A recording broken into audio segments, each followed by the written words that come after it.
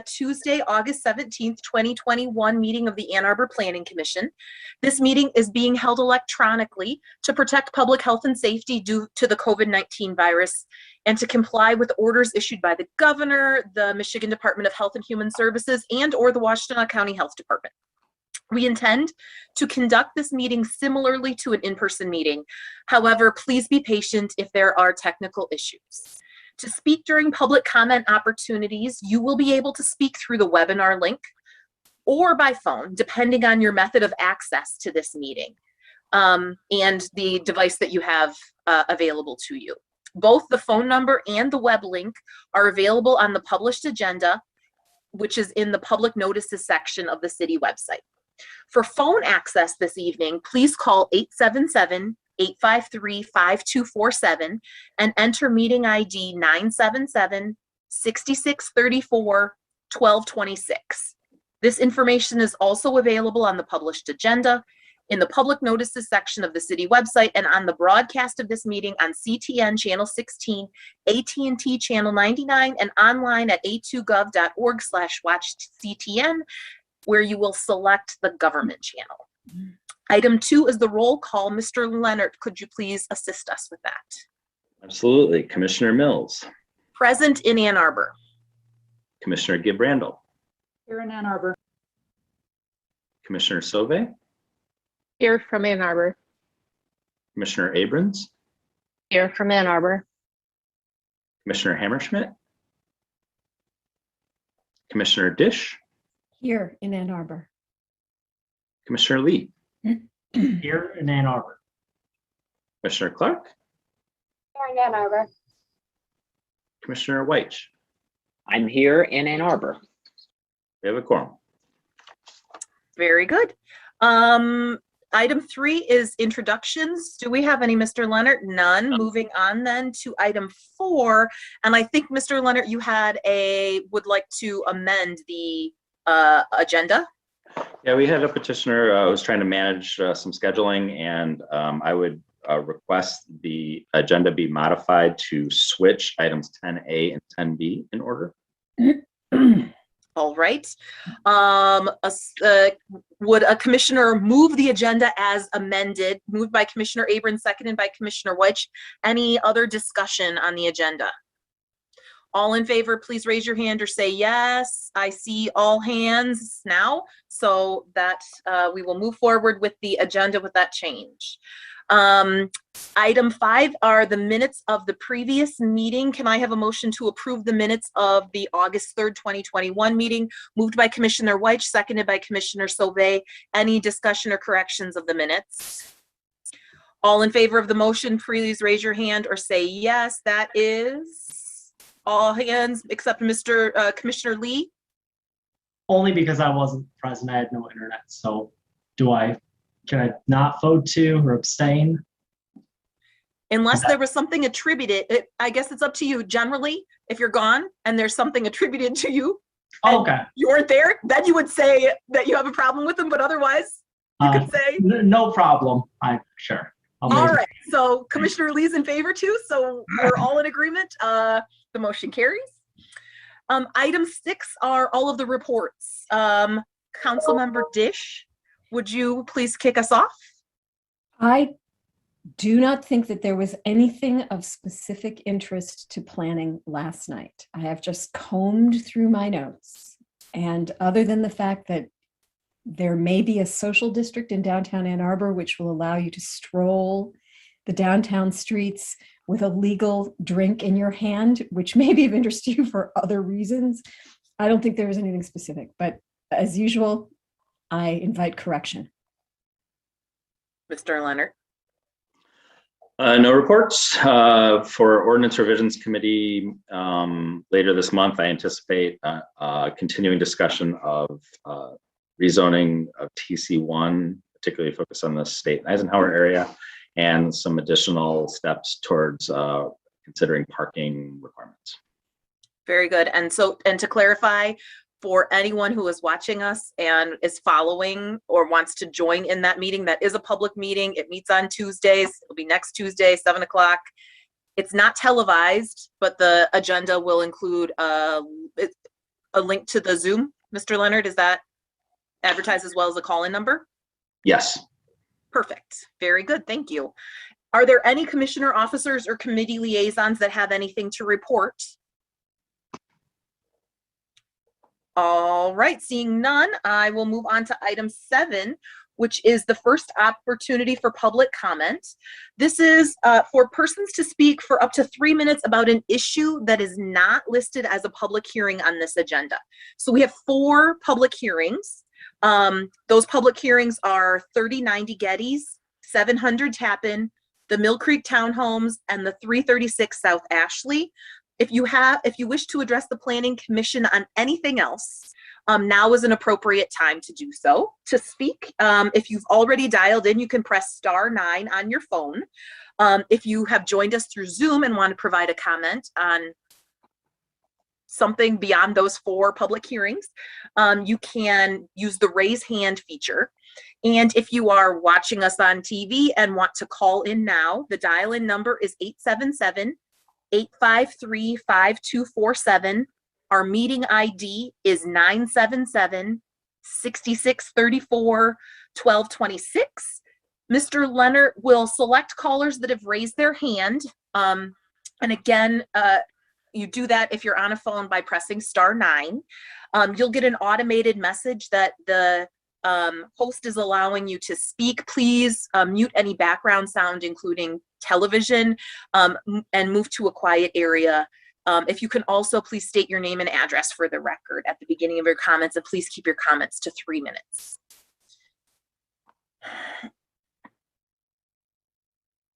Anybody want to make a comment now? All right. There's still another opportunity at the end of the meeting to comment on anything, and as mentioned, there will be 4 public hearings, so lots of opportunity to participate tonight. Item 8 is the public hearings for the next business meeting. We have one new item for the next business meeting. It's a public hearing for 660 Earhart Road. It's a proposed site plan and wetland use permit for city council approval. The proposal is to develop 57 single-family homes on a 34-acre vacant parcel, subject to a land division as part of that petition. A wetland use permit is component to that application as well. The site is zoned R1. And then as a reminder, the site plan review thresholds, while not a new public hearing item, that was postponed from our previous discussions to that meeting as well. Very good. Thank you. There was another item that was postponed from tonight, but is that postponed indefinitely? That item will be proposed to be postponed to the October 5th meeting. That will be based on action this evening of the Planning Commission. Very good. Thank you. Okay, well, let's move on to the business before us. First, we'll start with unfinished business. This is the 3090 Geddes Avenue annexation and zoning for city council approval. And if you remember this, it's because it was at that meeting where we had an incorrect link. So to dot all of the I's and cross all the T's, we're bringing it back. Mr. Kowalski, you have a presentation and then we'll open it for public hearing? Great. Yes. Good evening, everybody. Let me switch over to, I've been having a couple of little internet issues, so please let me know if this does not switch directly over to my presentation. Am I sharing? Not yet. Nope. Okay, sorry. All right, let me try one more time. Apologize. There we go. Is that good? Yep. There you go. Okay. Good evening again. Okay. So 3090 Geddes before you tonight for an annexation and zoning. There's, if my screen would advance. It's a 1.5 acre parcel. They want to annex to hook up to sanitary as well as water. And if we could, I apologize, my screen is not advancing there we go. Okay, so here you can see the subject site. There's currently one single family house on the property. And again, about 1.5 acres, and they'd like to annex, and we recommend R1A zoning, and staff is recommending approval at this time. Thank you. Very good. Okay, so we'll now open the public hearing for folks to speak for up to 3 minutes about the proposed 3090 Geddes annexation and zoning. If you wish to address the Planning Commission on this item and you've already dialed in, press *9 if you're listening by phone, or you can use the raise hand feature if you're viewing through the web link. If you are watching us and want to dial in now, the call-in number is 877-853-5247, and you can enter meeting ID 977-6634-1226. City staff will select callers who have digitally or, well, electronically raised your hand. Again, to raise your hand, that's *9 on your telephone or the raise hand feature in Zoom. Please, when speaking, move to a quiet area and mute any television or background sounds so that we can hear you clearly, and state your name and address at the beginning of your comments. We'll give it a little bit because it is being televised, and so there's a delay, just for your edification, Commissioner Weich. Everybody else knows that I usually do a little bit of a tap dance here on those kind of nights. An actual tap dance would be better. It would be. Yeah, I was gonna say, is the camera gonna shift? You know, do we have It's music? not, well, it's actually not me. Commissioner Lee is supposed to be playing us the music at this time, but he's asleep at the switch. So we're just going to move on, actually, because that's been enough time. And I'll close the public hearing and read the motion. The Ann Arbor City Planning Commission hereby recommends that the mayor and city council approve the Rothfuss annexation and R1A single-family dwelling district zoning. This is at 3090 Geddes Road, subject to obtaining an updated access easement description for 3100 Geddes Road. Moved by Commissioner Lee, seconded by Commissioner Sauvé. Any discussion of the annexation and zoning? Mr. Leonard, I think we're ready for a roll call vote. Great. Commissioner Gibrandel. Yes. Commissioner Sauvé. Yes. Commissioner Abrams. Yes. Commissioner Dish. Yes. Commissioner Lee. Yes. Commissioner Clark.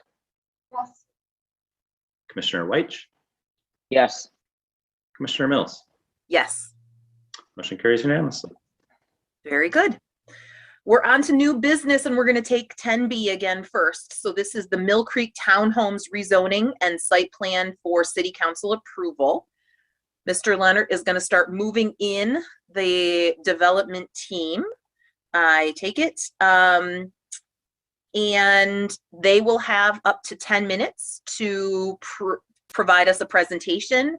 It looks like potentially Ms. Thatcher will give us the staff presentation, fill in any gaps, and then we'll have the public hearing before our discussion.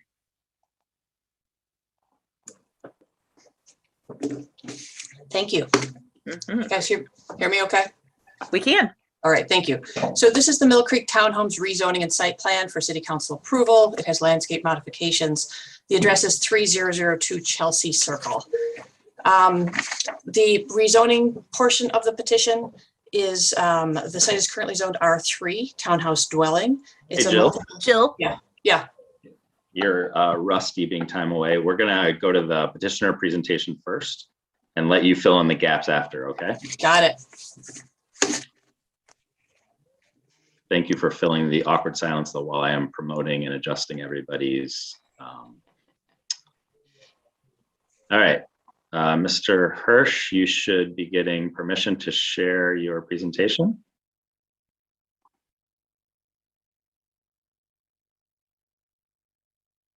All right, Looks so good. you have up to 10 Everyone minutes. see it? We can. Okay, thank you. So first of all, thanks to all the Planning Commission for being here and hearing our project tonight. Just as a reminder, we're back kind of once again. We did bring this before the Planning Commission at a working session in October of 2020 in conceptual format. So we've worked to incorporate some of the comments from that meeting, as well as the staff comments during the review process, and considered the feedback from the residents to bring the presentation that we have and the project for you tonight. And I'll just start off with the development team here. We have Mike Martin, Darren McKinnon from First Martin. Darren's not here tonight, but Mike Martin is standing in. Myself, Tom Covert, and Tina Fix as civil and landscape architects from Midwestern Consulting, and then Wayne Chubb from Hobbs and Black Architects is with us tonight, who David Nims has also helped on this project as well. So just to go over the site location and give some background context. We have the site here bounded by I-94 to the south, Stone School Road to the west.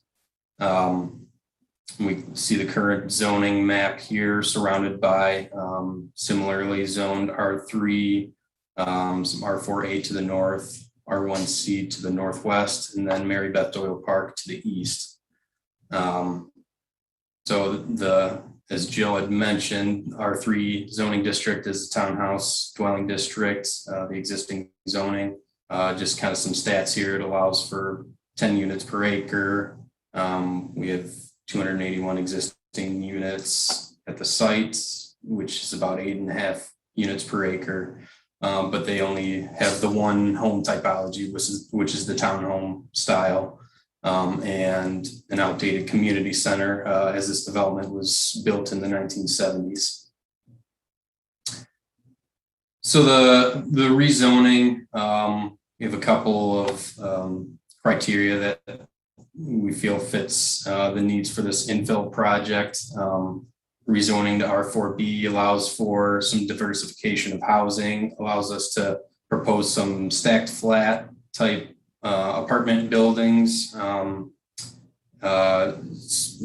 providing opportunity for more potential tenants, different, a wider range, I guess. We also have the density that is maxed out by the R3 zoning. We're proposing 102 new units, which would be just above that maximum for R3, but well under the maximum for R4B for the entire site.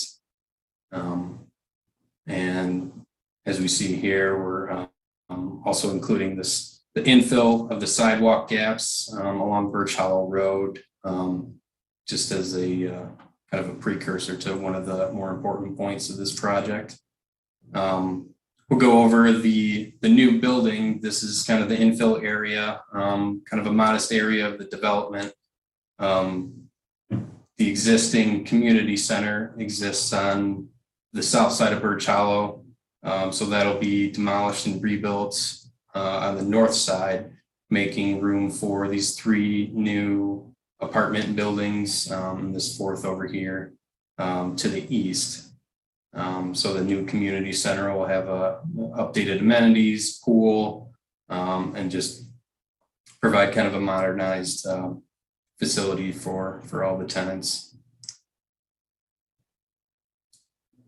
Taking a look at the overall layout here, again, kind of a modest area for the infill here, and then showing some of the overall site, the project aspects. Again, we see the green dashed lines here are all areas where existing sidewalk does not exist. It exists from Stone School to Mary Beth Doyle Park along the south side, but not the north. So we're making those connections, kind of increasing that pedestrian connectivity. One of the things we've also incorporated throughout the review process was inclusion of a raised crosswalk here to help calm traffic, which we think is going to be a nice addition to the project. So we have some basic calculations here for the parking spaces. The R3 townhouse zoning district requires 2 parking spaces per unit. And that's what the site is currently parked at or around there.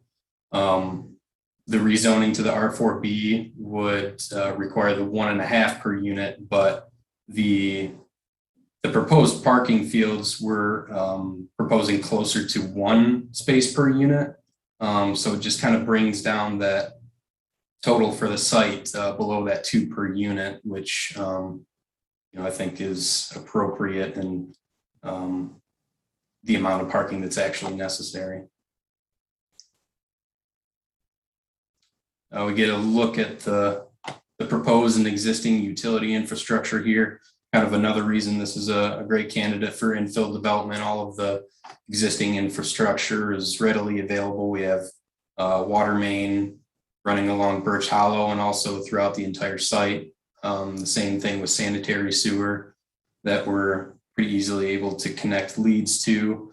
There is minimal stormwater management systems as far as detention or anything like that goes. So part of the project would be you see these big orange highlighted areas on the north and the south side here, that would all be underground detention that would be storing and treating runoff from the development areas and allowing that to release slowly into the city storm sewer rather than just free flowing as it does now.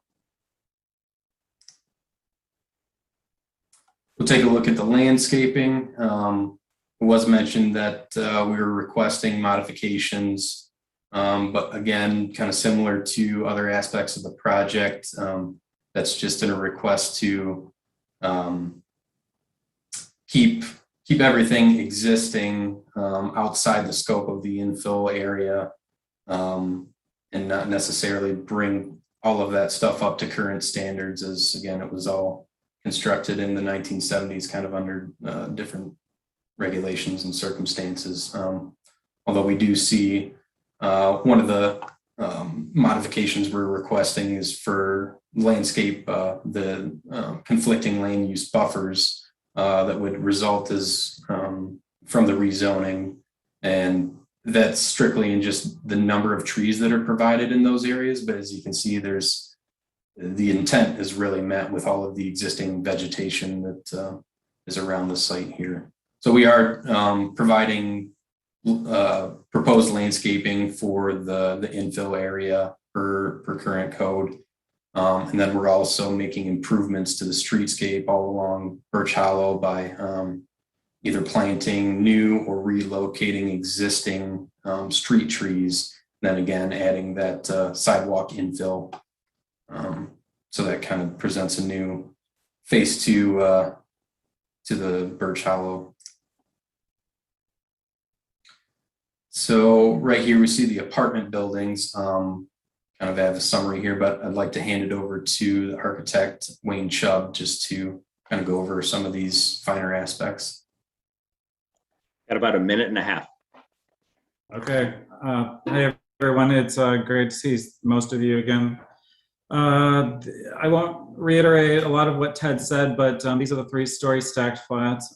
If you're familiar with the existing complex, they're all a townhome style, 2 bedrooms. What we're proposing here is all one bedroom buildings and a couple different sizes with outdoor balconies. So we're excited about the diversity it's bringing to the project, as well as the neighborhood and the city.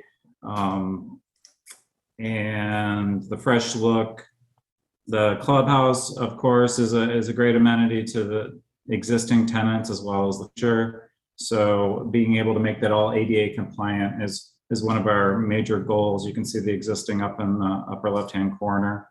But again, a new amenity to the community. I won't reiterate a lot more, but I'd be more than happy to answer questions about the actual architecture if anybody has them.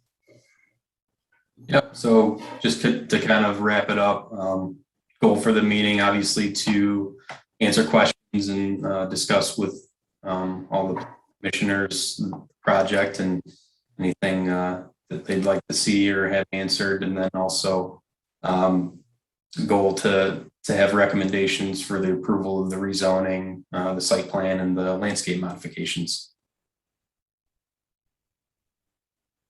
Excellent job, coming in just at 10 minutes. So thank you. Now, Ms. Thatcher, things to fill in from the planning department's perspective. Sure. So in the staff report, you have the staff's analysis of both the zoning and the site plan. There are two outstanding issues under the staff comments. One is from transportation, one is from engineering. Revised plans have been submitted and are under review, but we do not have those two reviews back yet. So staff is recommending approval of the zoning and approval of the site plan, subject to satisfactorily addressing the outstanding staff comments that are still coming in. If you want more information on those, I have them, or it's in the staff report. But overall, staff does believe that this meets all appropriate codes. Thank you. Very good. All right, let's move then to the public hearing. This is an opportunity for persons to speak for up to 3 minutes about the proposed Mill Creek Townhomes rezoning and site plan approval. If you wish to address the Planning Commission on this item, press *9 if you're listening by phone, or use the raise hand feature if you are viewing through the web link. If you are watching us right now and wish to dial in, you can access the meeting through dialing 877-853-5247 and entering meeting ID 977-6634-1226. City staff will select callers that have raised their hands using the last 3 digits of your telephone number, or calling on you by name if you've joined us through the web link. Per usual, please keep your comments to 3 minutes and mute any background sound, and please start off with your name and address. Again, if you've dialed in and want to provide a public or comment during this public hearing, you can press *9 on your telephone.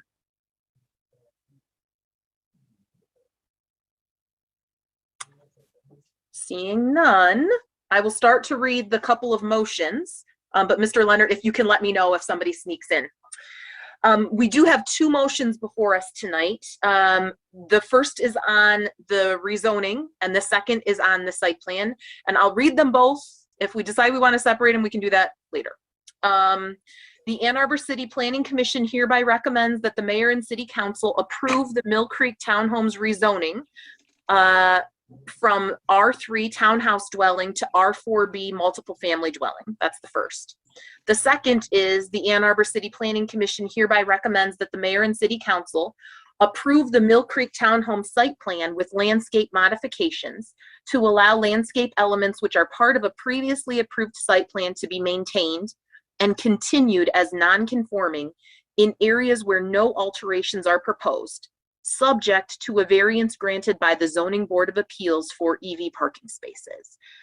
Can I have those moved by a commissioner? Moved by Commissioner Sauvé, seconded by Commissioner Dish. We are in discussion, and I just want to note that I'm still seeing on my screen the presentation from the petitioner, which maybe is useful, but if anybody would like to get that off the screen, just let me know.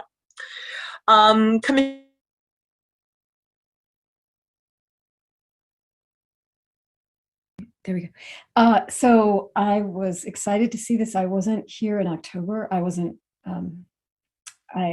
sitting on the Planning Commission, so I might raise some things that you already talked about. But it is really exciting to see a plan for infill housing, and that will increase the diversity of housing in this part of town.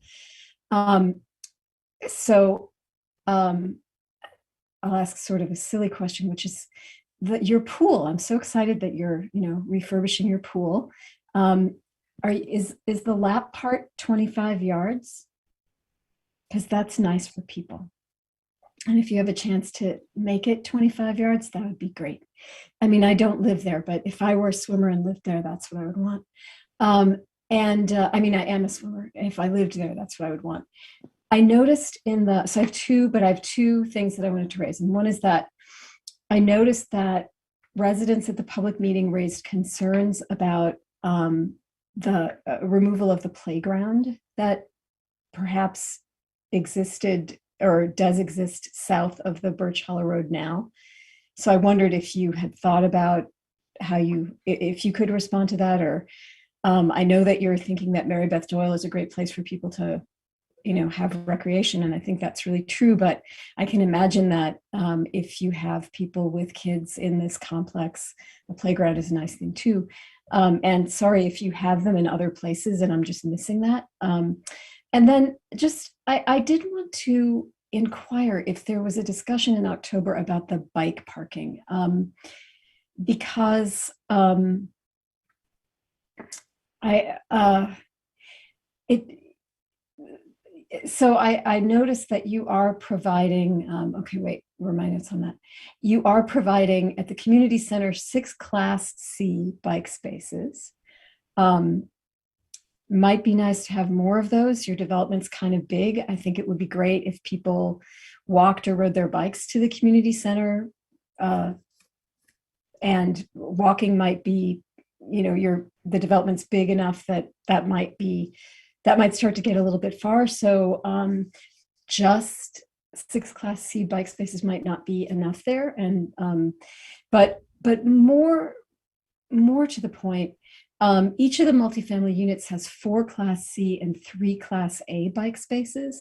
And that just doesn't seem like a lot to me, given the number of residents. So you're talking about roughly 30 units in each of the, in each of your new 3-story buildings. And I imagine that some of these, these are beautifully priced for students or young professionals, and they do like to bike around. And a 3-story, 1-bedroom, a 3-story building with a 1-bedroom unit, you don't want to store your bike inside. So I'm wondering if more bike parking could be added, and was that something you all discussed in October and thoroughly aired and nobody thought it was a good idea? And if so, I'm completely happy to be entirely ignored. And that is all I wanted to say. So it sounds like that is inviting the petitioner. Yeah, I'm happy to speak. A good evening. Thanks for having me, and great to hear that you're a swimmer. In a past life, I was a swimmer as well, but ended up the flip turns were the most exciting part. So I've moved on, but I do love swimming. I don't know that it's 25 yards. Maybe Ted could do a dimensional drawing on it. My guess is it's probably a little bit less than that because we also have the hot tub there, but yeah, it's probably is not 25 yards. With respect to your second question about the open space and the playground, I think at that meeting there was some confusion as to when that most recently existed. I actually grew up working at Mill Creek as a landscaper and kind of a utility guy, and that playground hasn't been in that field for probably more than 10 years. And as you mentioned, Mary Beth Doyle Park is their playground is just off the screen here, and it's a beautiful, city installed with, the proper safety measures and everything else. And for us to replicate that just seems like a waste of resources. It literally is just as you get into Mary Beth Doyle Park. In response to the last point about the bicycle parking, I think it's a very good one because I certainly agree with you that having a bike on the 3rd floor, 1-bedroom apartment isn't necessarily practical. I think that what we've done as a project team is meet what code has allowed for, but I think that there are opportunities as we get into the project that if the demand is there, that we could certainly add some, after the project is completed and the demand is there. So it's a great observation, and I think that would be something we would share with our management company to keep an eye on. And if we need more bike parking, we'd be able to put it in.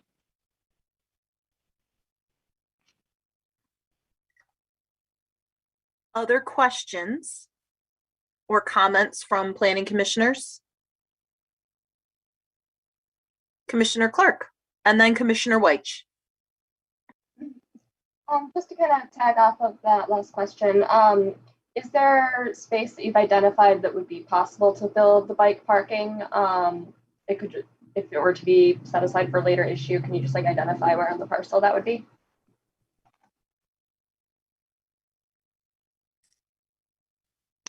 I don't know that we've actually necessarily taken a look at that. It's the first time we're hearing the comment. I think it's a good one. We would be happy to, as we continue to move forward, look to address that. But I believe who's in control, Ted, if you went just down with your cursor, I think there's some bike parking there that could certainly be expanded right there. Right in there could also be expanded. So I think there's some natural places in close proximity to where it is currently going to go in. We could also do, which we've done at some of our other commercial properties, where we bring in for the summertime a temporary bike rack and then offsite it during the winter. So you meet the demand as it's there, and then if it's not there, you take it away so that you don't have the permanent installation. And we've, again, done that successfully at a number of our commercial properties.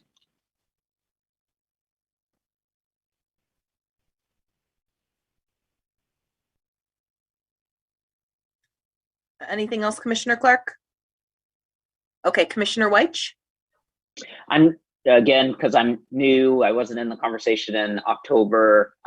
Parking, I am always concerned about more parking. A third of our land use in the city of Ann Arbor is for car storage. So I see that this zoning only calls for 1.5 units, which would only really take up your existing requirement for the proposed change, would only take your required parking spaces from 562 to 574.5. Let's just call it 575. But you're proposing another 100 parking spaces. Is that, did you already discuss this? Have we talked about why 100 more parking spaces are being included in this, and they could go for the playground that hasn't been there for 10 years, or to get to that 25-yard swimming pool that Commissioner Dish wants? Yeah, it was not something that we discussed in October. I think that there's the practicality of, in this location, it's been our experience that we would need at least one vehicle space per unit, just based on our resident behavior. And the rest of the project isn't set up to necessarily accomplish having people park elsewhere and then be in proximity. So it really comes down to commercial viability.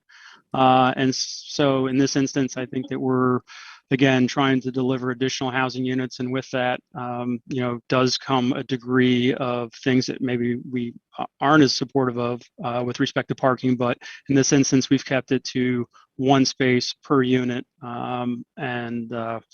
We believe that that's at a pretty minimum level of parking to still have a commercially viable project. Okay, I may be confused, so if staff or another commissioner can guide me in this. So my understanding is there are already 562 parking spots in the development. Is that correct? Right. And if I'll just add to what Mr. Martin had said, in that just kind of the practicality of the existing layout. So what I've done here is highlighted, the buildings are kind of set up in this typical 3 building block surrounding a field of parking. So the R3 zoning requires the 2 parking spaces per unit. So when you go and compare that to the proposed rezoning, obviously it's closer to that 1.5 that would be required for the whole development, but it's just kind of impractical to have these 3 or 4. I mean, this building will utilize existing parking, but these 3 buildings, it'd be a little impractical to have them utilize parking, behind some of these other buildings. And then, like I mentioned,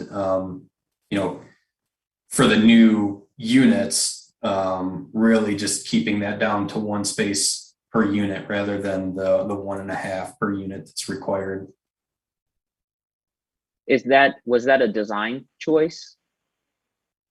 Yes. Okay.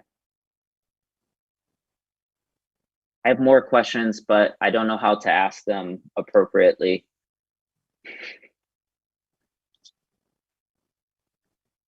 Go ahead, Mr. Leonard, and then there's other. We'll come back to you, Commissioner Weich. Yeah, that's fine. Thank you. I just wanted to follow up on the questions, Commissioner Weich. In short, I think this is really relevant to our upcoming conversation about parking requirements, but I just I think you're there, but I just want to make sure that it's clear. Our ordinance does set minimum, and I would say over the last couple of years, there have been numerous times where a petitioner has come in and said, for marketing purposes, for programming purposes, I want to provide more parking than the minimum required by the ordinance. And so you're talking about that dedication to land use. I think that's sort of the policy decisions. To what extent does the city want to, we're talking about eliminating the minimum. So at a minimum, we're not sort of having a heavy hand to drive up parking spaces. But then the other piece of that is, at some point, do we want to start establishing maximums for residential uses? We do it in some other uses, but not there yet. I also, Commissioner Gibrandal, I see your hand and just thought I would jump in because we do have a lot of commissioners that were not here in October, to let you know what the context of that meeting was, just so that it's clear to everyone. In some ways, and correct me, staff, if I'm wrong, in some ways it was similar to what we had at the last working session, almost like a pre-petition discussion. It was informal, but it was the petitioner asking us like whether the idea of, told us what they were interested in, whether the idea of rezoning, one, and doing so without bringing everything, without having to redo effectively all of the parking lots. Like that was the context of that discussion. It was, so we didn't have all of the specifics at that time, but it was just generally discussing, particularly in light of some of what, if my recollection is right, and you can correct me if I'm wrong, Mr. Leonard, but what the comprehensive land use plan says for the typology in this particular place, of the typology of housing. And so were there other elements of the comprehensive plan that were that it supported, even if the typology was not exactly as indicated in the comprehensive plan? Mr. Leonard, go ahead, and now you can correct me. Yeah, no, I appreciate that, and I really appreciate you bringing up the zoning, particularly because that was a large component of that session. This is reflected in the staff report, so the commissioners have seen this, but I want to highlight it for the discussion. The future land use map for this area designates it as attached single family. And there is a different multifamily future land use on that same map. And the discussion was, what are those two land uses? How do they relate to each other? I frankly think that the attached single family, it was intended to be really specific to the townhome model, which the existing development at that location reflects.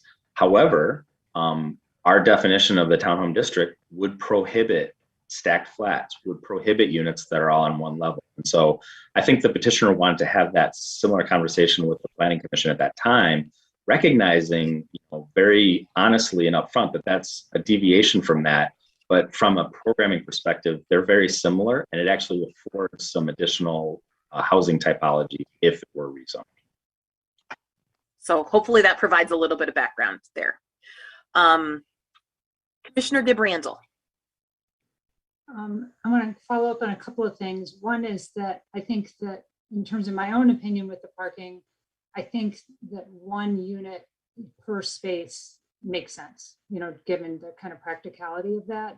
I'm okay with that. I think I would be frustrated if I had to park, 500 feet away because the overall development met the goal, and then, you have to hike it over to where you're going. So I think for me, I'm okay with one parking space per unit with this. I would like to push back a little bit on the bike parking. I think that I would like you to commit to making more bike parking for this. I think that it completely makes sense that you would have bike parking here. Mary Beth Doyle is particularly connected with biking because it has its own direct connection over the highway that is specifically for pedestrians and bikers to be able to get to other parts of town. And I'm not interested in you saying, maybe it'll happen if we see. I think that when you're doing this work, it's mobilization, it's all these things. Yeah, we're happy to, commit more we're happy to do that. So that's where I'm coming from with that. Okay. So the other, because I just think it's easier to do it all at once than to sort of have promises, and when you got the concrete truck there, you just do it, you know, rather than getting them back again. I would like to get into the weeds a little bit on stormwater, and so I don't know if that's Mr. Covert or Ms. Fix that could go through that with me a little bit. So I noticed on the general overall site analysis, you know, existing site conditions plan, that the kind of general soils mapping, which I understand is general, is a Fox sandy soil, which generally has very good infiltration rate. I noticed when I went into your storm calculations that you had class D soils, which is about as bad as it gets. And I understand that there's layers and all that kind of business, and that you likely hit some bad soil when you went down. The thing that I would encourage you to do, because these are not, from my understanding, they're not necessarily open bottom systems, and that, you know, when you're first doing your soil testing, you may not go down as deep as what these things are actually going to be, because you're doing it early in the process and not later in the process. Is that, would you consider, if as you're digging this thing, you run into sand seams, which I definitely have along Malice Creek and other places, to be able to, if you hit a sand seam, that you would consider having an open bottom system. It doesn't mean you get rid of the detention and the metered outflow rate, but that you would consider not having some sort of bottomless system to be able to tap into that, should you have conditions arise as you are doing your excavation, that you might be able to take advantage of that. Yeah, so I can speak to that a little bit. So I'd have to go back and look at our infiltration testing report to see exactly that we went down. But like you said, a lot of times it's early in the process, but we kind of make a very concerted effort to understand where the bottom of these systems would be, and that potential layer for infiltration. And then even further than that, we have to make sure that there's a 3-foot thick layer of that type of soil, whichever we encounter that has infiltration capacity. So I definitely know that we had the elevations of these detention systems kind of worked through more or less before we did that testing, and down to the depths that we were anticipating trying to be able to infiltrate, and even below it was just all clay. There was a lot of fill that we got through on the north side, but below that was clay again. And then even in addition to that, you know, we have our outlet to existing storm sewer along Birch Hollow that, you know, we just kind of have to work with whatever depth that's at to have an outlet. So, and having said that, the depths that we went down to, you know, just didn't support being able to infiltrate. The only way to get around having that outlet would be if you were able to infiltrate your entire design storm, which you would need, you know, very significant permeable soils, which, you know, and we were just running into all clay. So we just really didn't have that opportunity. And I'm not saying get rid of your outlet at all. I'm just saying, as the digging process is happening, sometimes things present themselves because of glaciation and all those kinds of things. And if, should you run into sand, because we did some of the wetland mitigation work in the park, and there's all kinds of layers in there, that if the situation presents itself, it would be great to be able to take advantage of that opportunity. I'm not saying get rid of your connection or any of that. It's more like create an open bottom system if the situation presents itself. Absolutely. It may not, you know, but I just wanted to kind of put that out there, that, you know, the more that we can pull off Malice Creek, the better, because we just know it's in terrible shape, and it's such a big issue, you know, for the city in terms of flooding and all kinds of water quality issues and things like that. So it's more just, if the situation presents itself and you could take advantage of that, obviously keep doing your detention the way that you're doing it, no matter what the situation is. But I guess I'd just say, look for opportunities as you're doing the actual digging, because you never really know until you really excavate the whole area. So. Yep, and then I guess I'll just add one last thing. We did run into a little bit higher than expected groundwater on the south side. So these are pretty shallow systems to try to avoid that situation. So yeah, we definitely, we've run into those situations where you have clay and then a few feet below a permeable layer. So you over excavate and replace with engineered fill so you can get, we did not run into any of that here. Okay, well, if you happen to, when you're digging out the entire area, just saying, keep your eyes open for opportunities is all I would say, instead of just being married to, you know, the closed bottom system. It'd be great if there's any opportunity to be able to pivot with that. Certainly. Alrighty, thanks. Before we move on, I see Commissioner Abrams' hand, and then I think I saw Commissioner Clark's hand up there, at least for a minute. Commissioner Gibrandel, you had specifically said Mr. Covert, and I want to ask the petitioner, it looks like he's on, but I'm not sure. Were you expecting him to join in to the discussion? I just want to make sure we promote him if we need to. I didn't realize that Mr. Hirsch was the engineer for the project. That's okay. All. Well, I think Mr. Covert's name was on the slide too. So, and I see his name on the attendee list. I just want to make sure that we've got your full team promoted that you planned. Little secret. Tom's running double duty right now. So if we really need him, he'll pull in. But he's got another. He's two timing. So we have to. Totally cool. Okay. I just wanted to make sure your hands weren't tied on that. Okay. And that's for you, Tom. So I had to turn you in. It's out on TV land too. It is.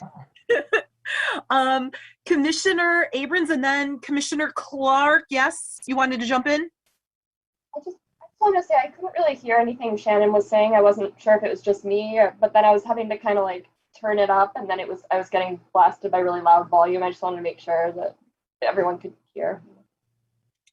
I was able to hear her, but okay. So maybe something weird. Again, there's always something new when we are Zooming. Commissioner Abrams. Hi, thank you. I wondered, was there a traffic study done? I didn't see anything about that in the staff report.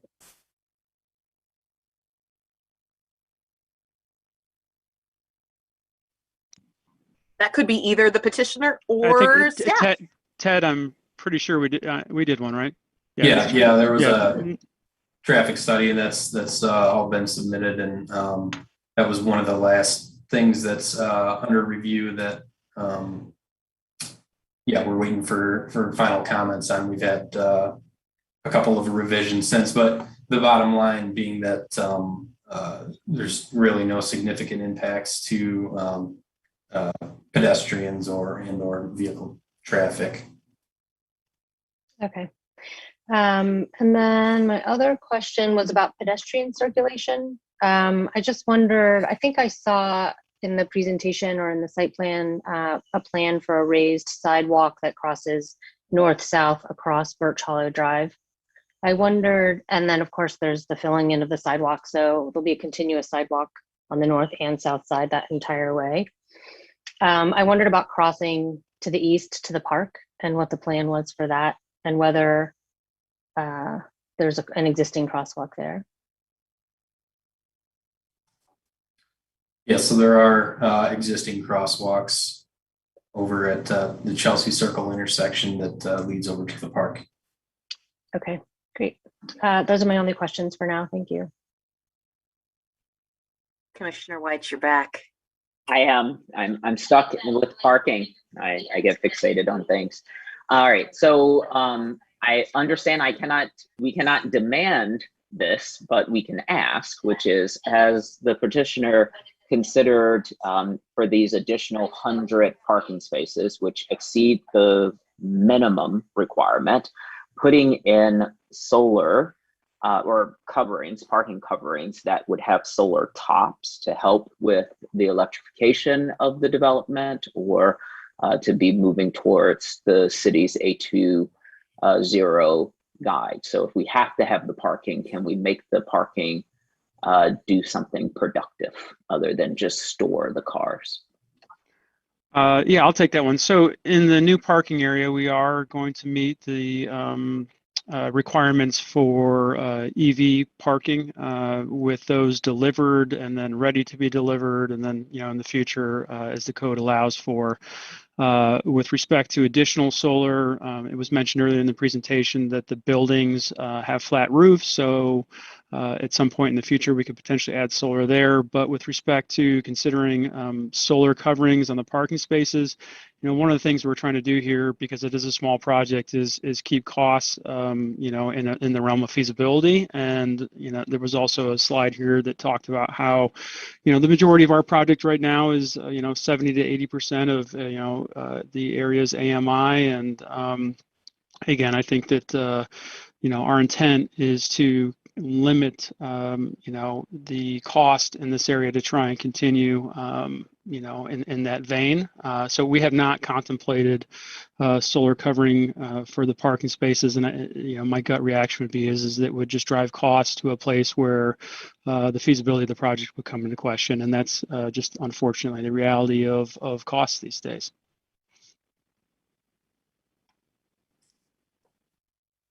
If I may just add to that, just for clarification's sake, I think it was mentioned that the 100 or so parking spaces that we were proposing was in excess of the minimum, when in reality that is actually under the minimum that's required for the infill portion of this development. It only would be an exceedance if it was considered as part of the entire development, which was developed for 2 parking spaces per unit. Yeah, I'm aware of that. I'm still holding my position that it exceeds the required parking, but it feels like based on the way the infill development is going, you're sort of separating that out to provide the additional 100 units of parking for those. But I'm looking at the whole of it, because this is the one opportunity that we get to speak before you develop this, because then it is what it is for however many years. I think you said it was first developed in the 70s, if I'm correct. So we're now sitting at 50 years with this development, and that means that we may have another 50 years without the benefit of sort of this forward-looking position about the reduction of land use for car storage. So I think you've answered my questions. I'm going to actually chime in here, Commissioner Weich, because that was something that was on my list too. I want to make sure that I'm understanding this appropriately, staff, before I make my comment. So one of the things that's before us is the landscape modification. And the landscape modification is effectively to not have to bring all of the parking. A lot of that is about the parking lots, and not having to tear up all of that parking to bring it up to our modern standards. And we have the power, according to the UDC, we have the power to grant that or to recommend to City Council, because they ultimately would approve that. But that's within our realm, is effectively like landscape islands and shrubbery. Is that right? It is. I'm sorry. It's landscape islands and landscaping of vehicular use areas, but also significantly it is converting raised landscape islands often to stormwater detention devices, capture areas. So I would say it's a little bit more involved than just plantings. It also involves infrastructure and how drainage happens. Okay, so to be clear, I mean, our current standards effectively say that when water hits this site, it shouldn't leave right away, right? It needs to be taken care of, more or less. But that wasn't always our standard, and so has any analysis been done on the site as a whole to know about whether the site as a whole is up to the stormwater standards?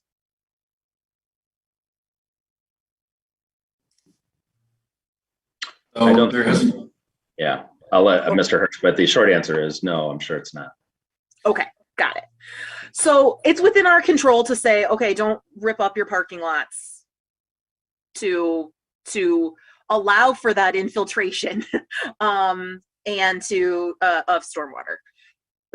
The thing that is not within our control, that if I'm reading the staff report appropriately, is that when we added less than a year ago the EV standards in here, we didn't have that out, and that if they don't want to build the EV even if we say, okay, we're gonna, for better or for worse, like grandfather your existing parking in this, you still have to provide the EV spaces. So that's why they have to go to before the ZBA, because the ZBA is going to expect them to have, and for this land use type, they effectively need to have some kind of EV infrastructure for every single space on the site. Is that fair? Is that right? Okay. So this is where my suggestion, we don't have any control, and I don't think that ZBA, and some, just for other commissioners' edification, sometimes we have a planning commissioner that also sits on the ZBA, the Zoning Board of Appeals, which is the body that is quasi-judicial, effectively, that determines like whether there's a hardship. I don't know all the deals, but because it's associated with zoning, sometimes we have some benefits of having a commissioner serve on both. We don't currently have that because there wasn't an opening, and we didn't get a volunteer, honestly, the last time there was an opening. But I would just plant that this is a place where I think the discussion around EVs would be really helpful for them, because what my recommendation would be is that if you're going to build parking here, knowing that you need that variance, like if I were on the ZBA, I would say, well, have you maxed out everything that you possibly can on the new parking that you're building? Because I understand that what you're building, of the new parking that you're building, you're going with the requirements for the new things. But there's a whole bunch on your existing that, you know, if we were, you know, what the zoning currently calls for is for, oh goodness, if this is in the staff report, 67 installed chargers, and we're getting 12. And so like but you're building more than 67 parking spots. And so in my mind, that would be the happy medium, is to max out whatever you can on what you're building. I don't have control over that. And because that's not a standard that in my mind, like, you know, it's not before us, but I like Commissioner White, I want to bring that to you as like that in my mind is showing good faith effort towards that. And if that's something that you considered. Yeah, I'm happy to take that. I think that, you know, certainly appreciate the sentiment and know that, you know, that's the way we're going. And again, trying to balance kind of, you know, the car priority with the kind of human housing priority, and still end up with a financially feasible project, which everyone comes before you and says that, and everyone's reading the papers about costs and everything else. And so we're trying to be very practical. What I would commit to this group tonight is that we have taken a deep dive into expanding beyond the base for this infill area, similar to what you just said. We haven't contemplated doing all, you know, 67 spaces, because we don't, again, I think financially that would be impractical or infeasible and would potentially put the project in jeopardy. But we definitely want to, and this is going to be part of our conversation with ZBA, go to them not just for a variance and say, hey, we just want to do the minimum. We want to go to them with, hey, we did an analysis. This is what we can do beyond the minimum, and bring that to them as kind of, you know, to your point, kind of a, hey, we're trying to meet the spirit here and still, you know, make all these things work between, you know, costs and priorities and all those sorts of things. But we're definitely willing to take a harder look at when we go to ZBA, bringing them a plan that goes beyond the minimum in this infill area. Mr. Leonard. I just for a procedural perspective, I just want to clarify for the Planning Commission, your proposed motion is reflective of the plan that the petitioner is presenting here, and and part of that is proposed EV parking that they are proposing, conditioned upon a variance being granted by the Zoning Board of Appeals. So as a recommending body, I just want to be clear that you could modify that if you desired. You could say, you know, to your discussion, your present or your sort of summary, the planning commission could determine, no, we don't think it's appropriate that a variance be granted. That, you know, that in fact we would want that to be applied across all of the sites. I want to be clear, if you do that, it is a recommendation. The Zoning Board of Appeals is not bound by your recommendation. They apply their own standards to a variance ask. So it may very well end up being something different, but I just wanted to clarify from when you were saying that, you know, you really don't have that authority. You could send that message as part of the action, any action that you take about EV parking being compliant in this area in the manner that you wish to articulate. It is a recommendation, but I just want to add that it's more than a take it or leave it in the current form if that's what the commission desires. Okay, well, then I welcome some additional thoughts on that. Commission, I have two other issues that are in this kind of realm, or not in parking though. So if Commissioner White, it sounds like you have an immediate follow-up, so I will turn the floor over to you.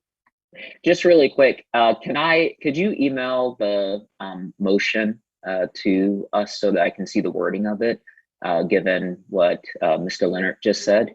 And then is someone from staff available to help modify the motion to come towards the recommendation that was just made, that we tie the 64 EV parking spots to the variance, so that can be considered by the body?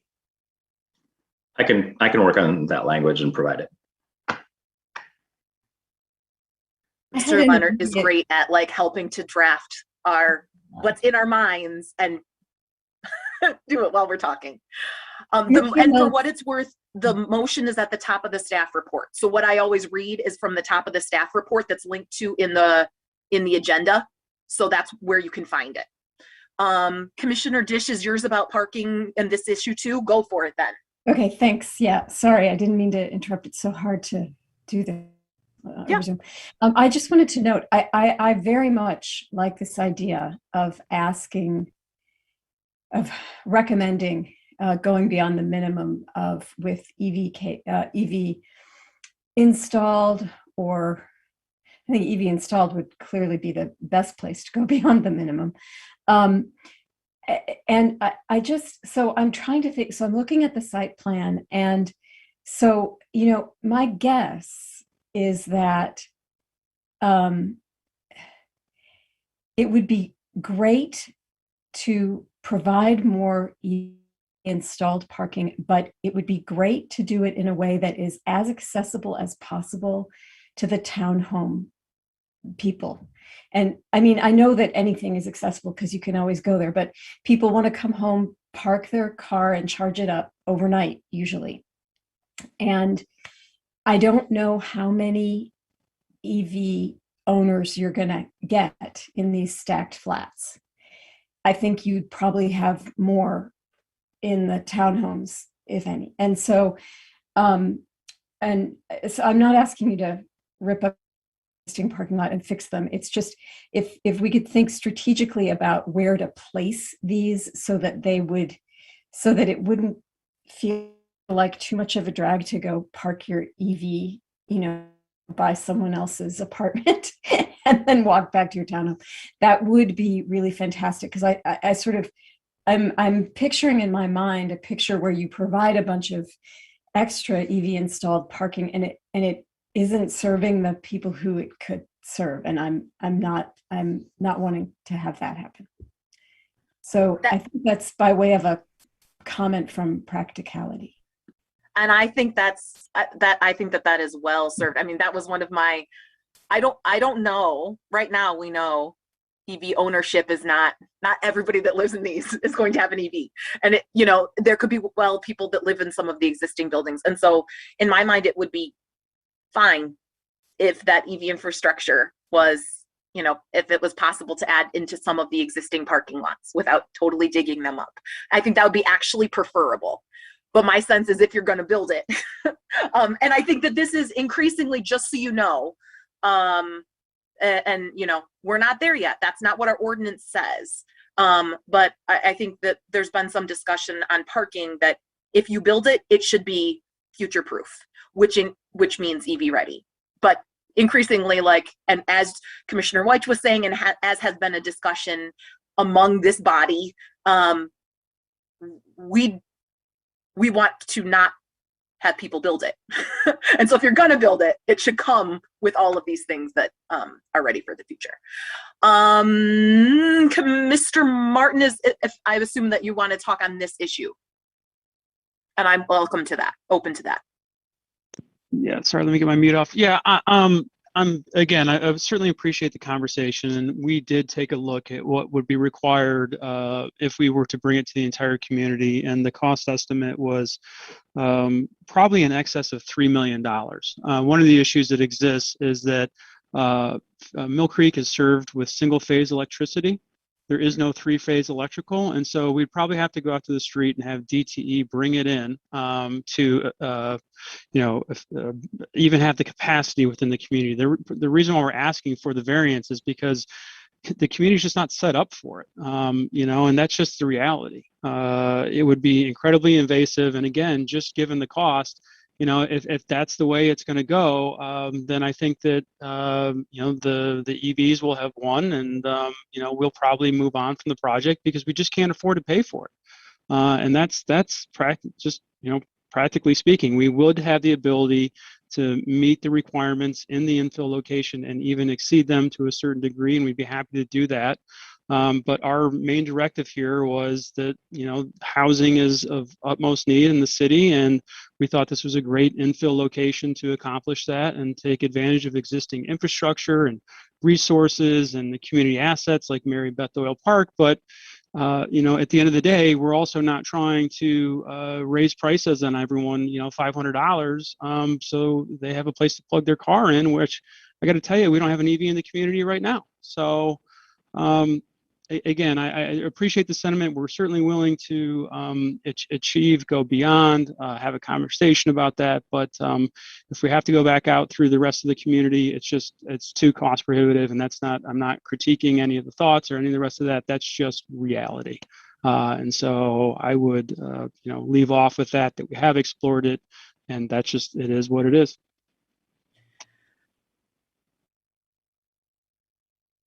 And I would, pulling together kind of where Commissioner White started, is that there's almost enough parking. I know it's not in the right location, but there's almost enough parking already here. And so if it's to be built,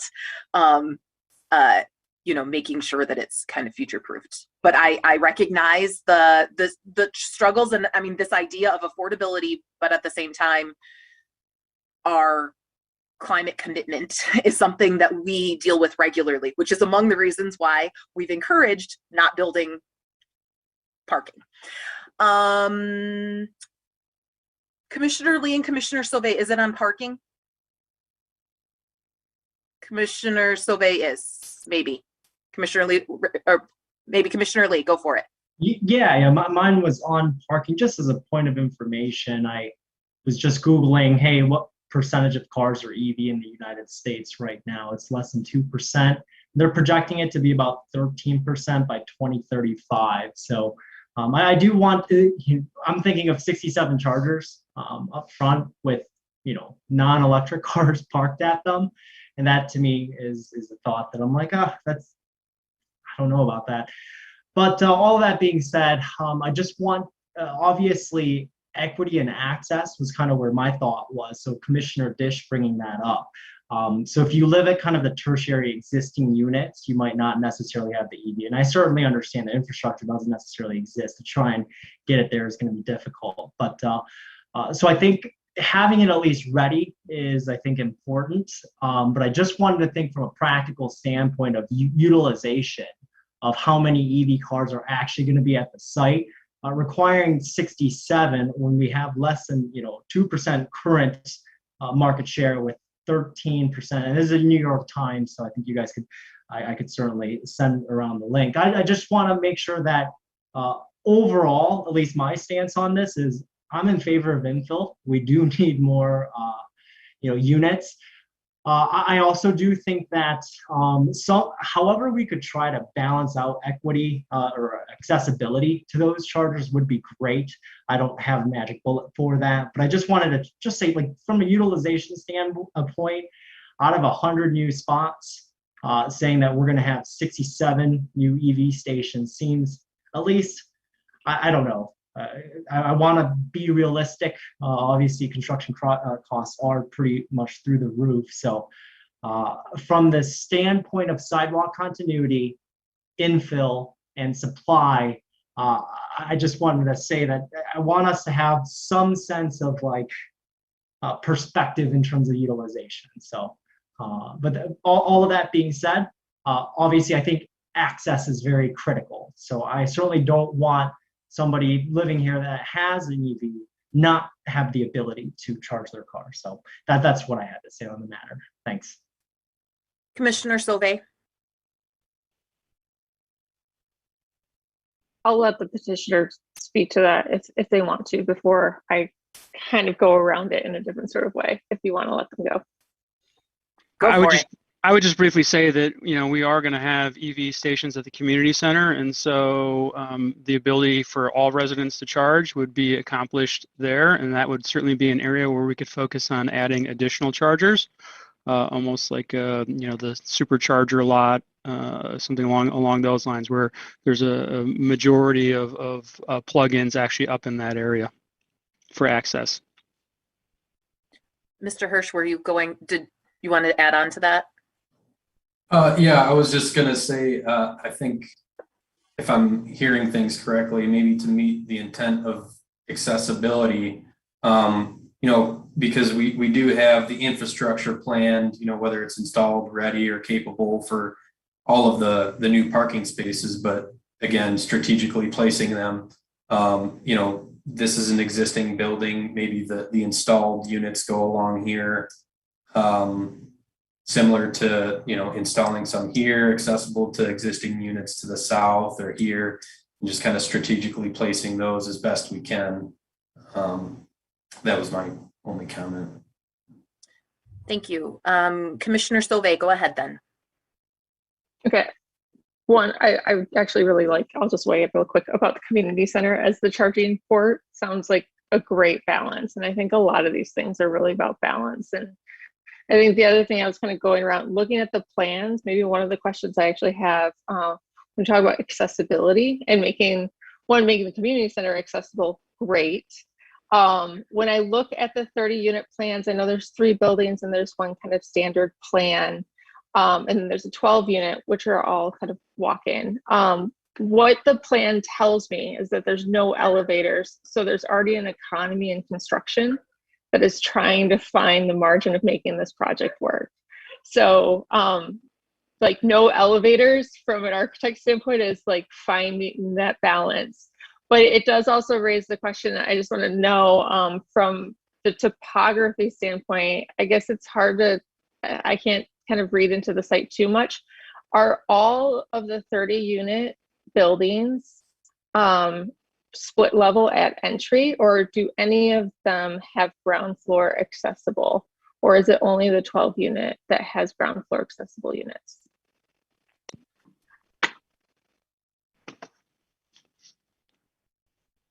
I would probably have Hobbs and Black answer that question, but I would also say, the community does, again, getting to our point about providing a diverse housing type, we do have 57 other 1-bedrooms scattered throughout the community, 172 bedrooms and 54 3-bedrooms. And so there's a myriad of accessible units in the rest of the community as well.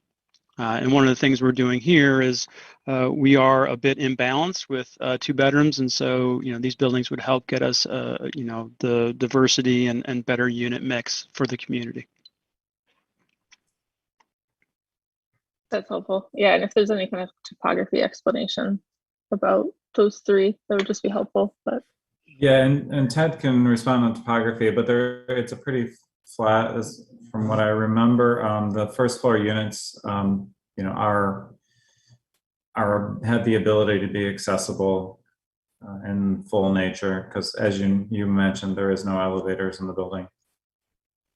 Yeah, and I mean, the elevations look like that, and so reading between the elevations and plans, it is kind of trying to negotiate which one we should be looking at for each of those buildings, but it is kind of my roundabout way to understand, you know, where we're probably at a cost margin with no elevators in these buildings, and really just trying to make some efficient single family or, you know, single bedroom to kind of add to this mix, which I really support. So that was, if you kind of come back and dig into that and can respond at some point, that'd be helpful. Thanks. Ted, do you have anything to offer on the elevations, or I think that was the question on the grading? Yeah, so as far as topography, I guess what I would say is that, you know, there's following the slope of the road and tying into existing grades, there is some fall along the length of the building, but graded in such a way that, you know, there'd be that access at each one of those ground level entry points.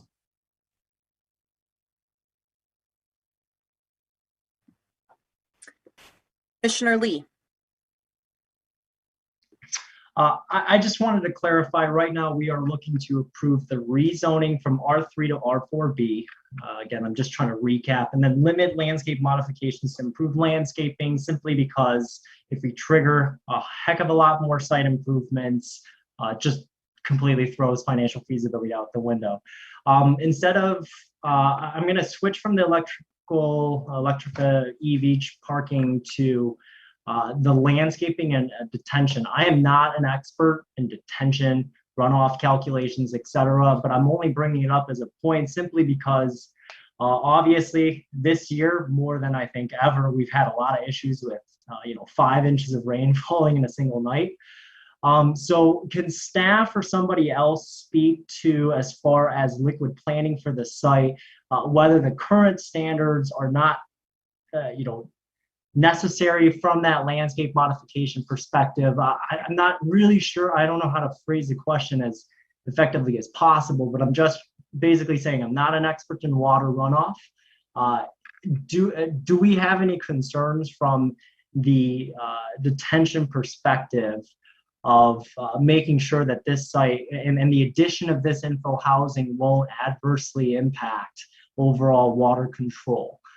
So that's kind of a general question that I have. Again, just I'm thinking of 94 being flooded and southeastern Michigan having drainage questions on a more macro scale. So that is the question I have regarding that, limiting the landscape modifications to improve landscaping portion. Does my question make sense? It does. Go ahead, Mr. Hirsch. Yeah, so I'd just respond to that in explaining that the modification is essentially, so per code, a certain amount of these landscape islands have to be kind of depressed and accept water. Water has to flow into them and then ideally infiltrate and be kept kind of on site before leaving. So again, going back to the existing layout, we do have these existing landscape islands, but the site wasn't developed in such a way as to direct water or drainage to any of those islands. So to effectively add that stuff would be, again, as others have alluded to, ripping up a lot of the parking and kind of redesigning that. And then even beyond that, we did only do the infiltration testing in the infill areas, but we do know that everything in the areas that we've tested is underlain by a lot of clay. So really, there wouldn't expect to have even really good opportunity for infiltration in landscape islands if that were to be required. Gotcha. That's actually really helpful from a layman's perspective, so I appreciate that. That's pretty much the extent of my questions. Overall, I do support this based on that conditional ZBA feedback. But again, as I said, sidewalk continuity is always a good thing. I like the design. Community centers are very important, and making these EV ready I think is doing a pretty good job of balancing a lot of myriad of factors that'll help add more housing stock. So overall, just wanted to thank you again for that explanation on the water runoff. Thanks. Commissioner Lee's question about stormwater actually raised another issue that I hadn't thought about before. How much, I mean, not all of what is being developed here, but some of what's being developed here, or a good amount, was green space previously. I think that the arguments that have been made about Mary Beth Doyle providing much of the functionality and improved functionality makes a whole lot of sense, and our need for infill development.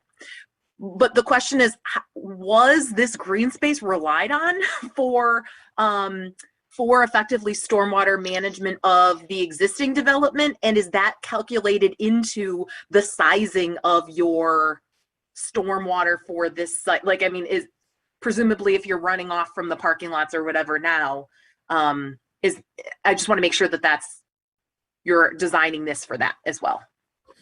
Right. So the existing green space wasn't constructed in such a way to hold water at all. It was just kind of sheet flowing across it and out into the street, undetained. And actually, what part of the detention system is designed to do is accommodate. So these buildings to the south here have peaked roofs and downspouts that discharge at grade. So essentially, half of these buildings. And the grading is in such a way that that'll actually contribute to these existing systems as well. And those are designed to handle that volume.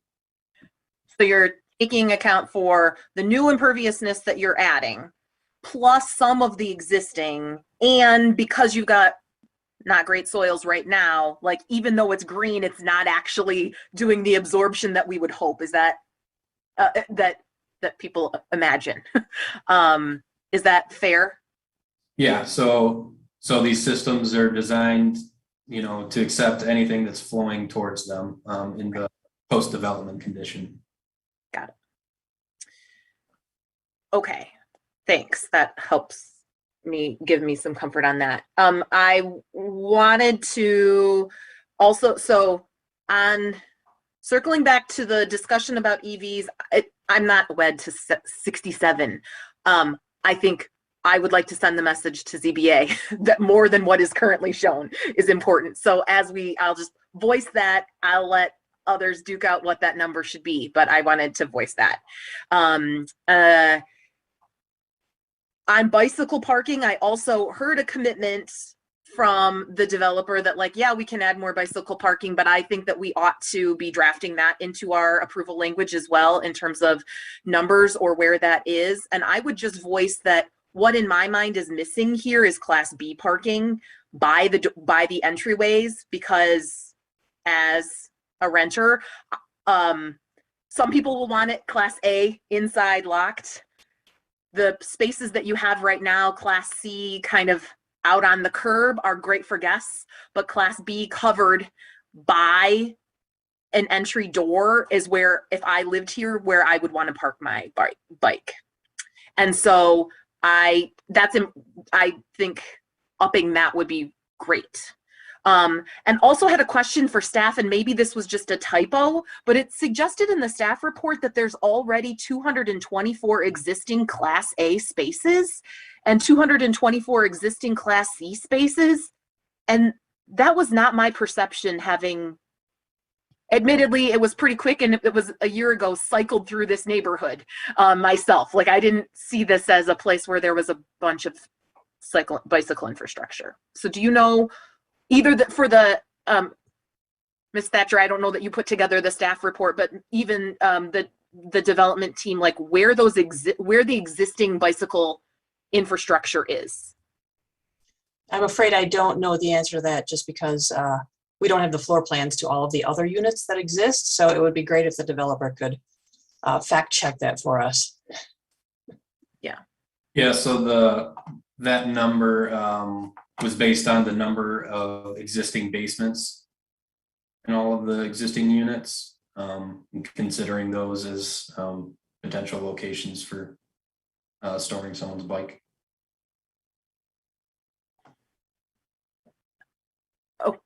Is that what we normally, is that our normal procedure, staff? I'm just curious. We do. We specify indoor storage. Sometimes it is accommodated in a like a bike room. And other times projects have accomplished that by providing garage or interior space. So it can meet that. Yes, I mean, if it's an indoor storage space available to that unit, it would be a Class A. Okay. And then, I mean, I've seen this in other places, and I don't know that the residents there know that that's bicycle infrastructure. So, the 224 Class C, so this is effectively bike hoops. Are there that many bike hoops throughout the existing development? I think that might have been the typo. I'm not looking at the report, but the intention was just that the 224 existing basements, it just says, we were considering the required number of Class A and C is provided within those basements. Got it. Yeah. In my mind, Class C at the swimming pool, the community building, additional Class C is important. Additional Class B, where you are doing new development, is really important. I would at minimum want to see, if what you're required to have is 77 spaces, I would want to see 77 new spaces in what you're building, which doesn't, I mean, I think that collectively across this space, in public spaces and also something that is covered, seems like it would be about right. I'm weighing in, but Commissioner Gibrandel, I know you brought this up before, so I welcome thoughts on that. So that was point number 2 that I had, and then point number 3 is in the discussion with, or the meeting that you had with neighbors. There was some discussion about existing covenants and is this rezoning allowed within covenants? And I'm not quite sure what that was all about, but one of the things that I noticed is the shape of your parcel is weird. It has this weird thing off to the north. And honestly, in discussion tonight at the dinner table, my husband noted that there's a park there, a city park, that he couldn't find a sign for.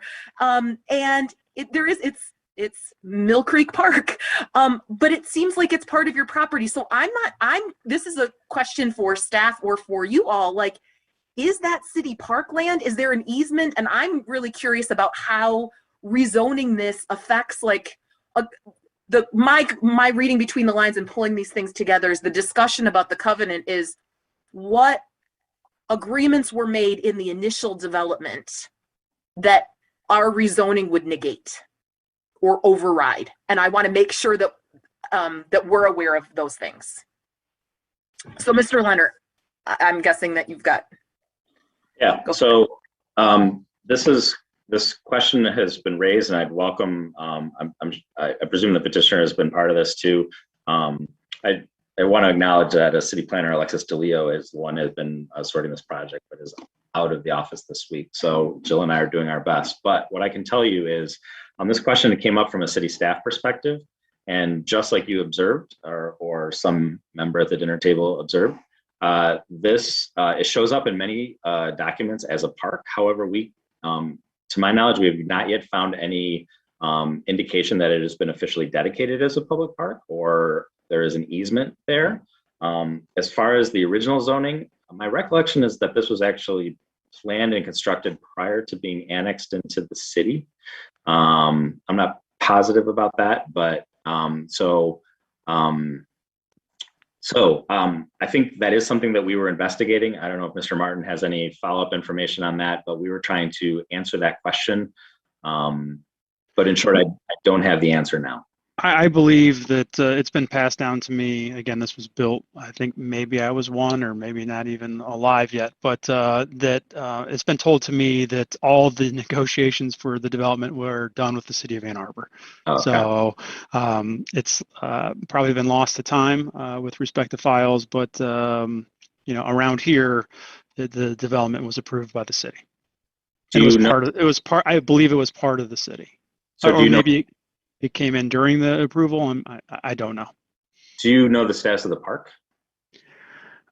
All I know is that a gentleman in my office and Alexis were, you know, talking about that as you just described, and that there was not really a conclusion or concrete direction one way or another. Presumably, it's been part of our survey, part of our legal description, and part of our tax bill for all these years. So it's just, again, I think one of those things that we don't have clarity on.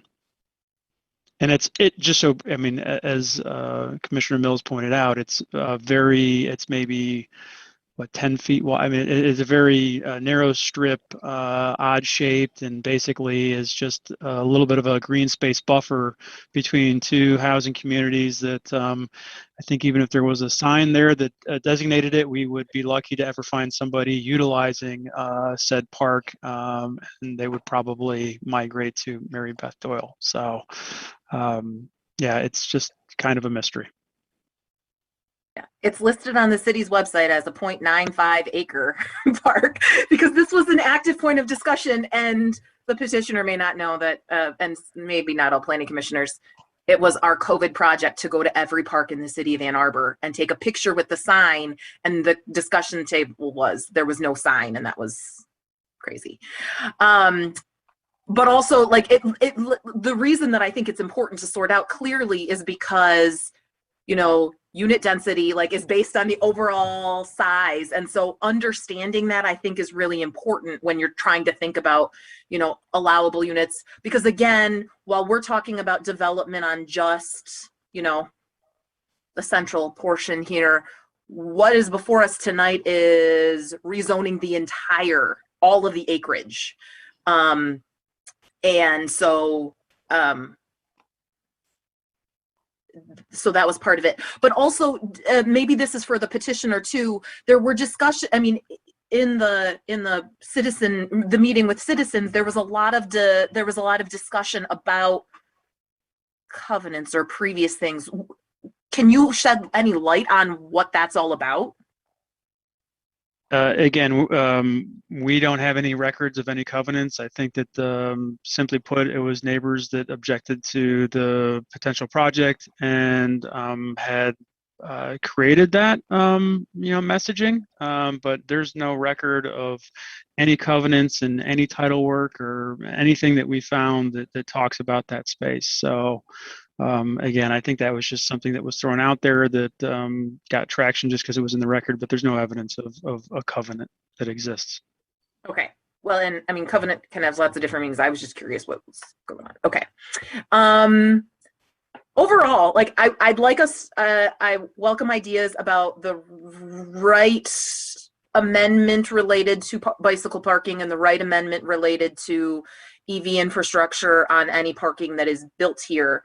Overall, though, I mean, as I said before in October, I like the idea of infill. I mean, one of the reasons for infill is to use the existing infrastructure that's around there. And this is, I think, why, among the reasons I'm pushing, like Commissioner Weich, on the parking that you're building. I understand why, that people want to have something by their unit. And so, and it's not like you're building a bazillion spaces right around the new development, but also thinking about future proofing this, I think, because we know that that this infrastructure with any hope will last decades, and there's lots of changes that will happen to the way that people get around in that time, that will have to happen, and so making sure that it's resilient to that, I think, is really important. Commissioner Abrams, and Mr. Leonard, sorry. Can we go to Mr. Leonard first in case I said something wrong, and then Commissioner Abrams? I just forgot to lower my hand. Oh, okay. Then Commissioner Abrams. Great. Yeah, so I also generally am in support of this project. I think, you know, as we all know and talk about a lot in these meetings, we need more housing built. And this project definitely achieves that, and it increases the density on the site, which is something that allows you to provide more units than you would otherwise.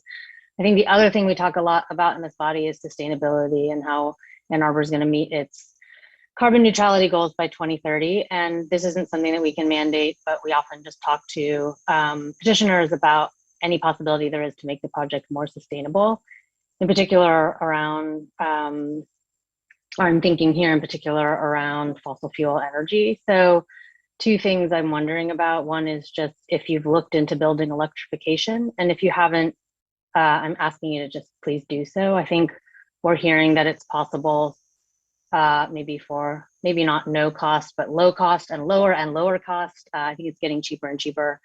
So I think it's something worth looking into. If we're thinking about future proofing in regards to EV parking, this would be another aspect of that. So having the new buildings that you build here not be dependent on fossil fuel energy. So electric appliances and electric HVAC, so heat pump systems. And then the other, of course, is solar panels. So this isn't news to anybody, right? But like 25-ish% of the carbon emissions are due to residential use, right? And there's some subset of that, which is big in Ann Arbor, which is renters who don't have the ability to pursue solar on their projects. I think somebody else might correct me on this. It's upwards of 50% of our community are renters, 56, 57, I think is the number.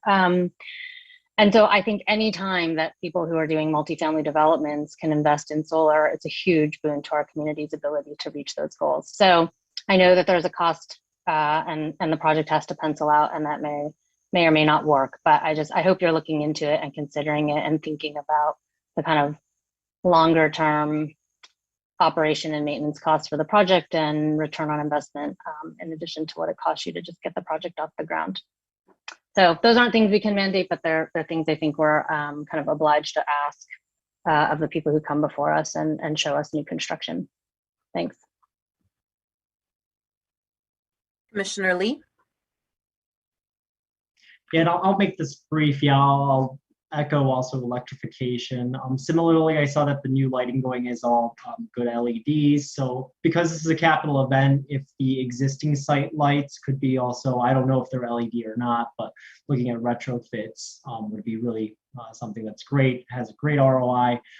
And then just getting back to bike parking, this site does have a bike score of 57. I've actually biked there to play disc golf before. So I definitely know it's bikeable, it's fairly flat, and it's a viable mode of transportation for that particular site. So anything we can do to obviously encourage that.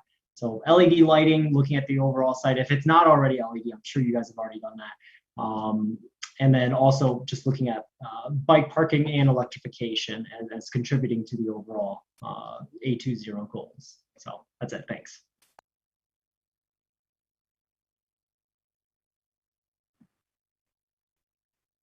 I'm not seeing digital or real hands up, but I'm wondering the two hanging issues on bikes and parking lots. Mr. Leonard, had you drafted some language for Commissioner Weich that he could play around with and throw out potentially as an amendment? I did. I provided some language to Commissioner Weich at his request. The proposed change would modify the motion regarding condition upon a variance. And the way I structured it, this obviously could be modified, but the way I structured the proposed language to Commissioner Weich would be that condition upon a variance being granted for EV parking not to exceed 37 EVI spaces or 118 EVR spaces. What that would have the impact of resulting in is that your recommendation would basically be saying, hey, a variance to provide, at the end of the day, this site should provide a minimum of 30 EV installed spaces and 50 EV ready spaces.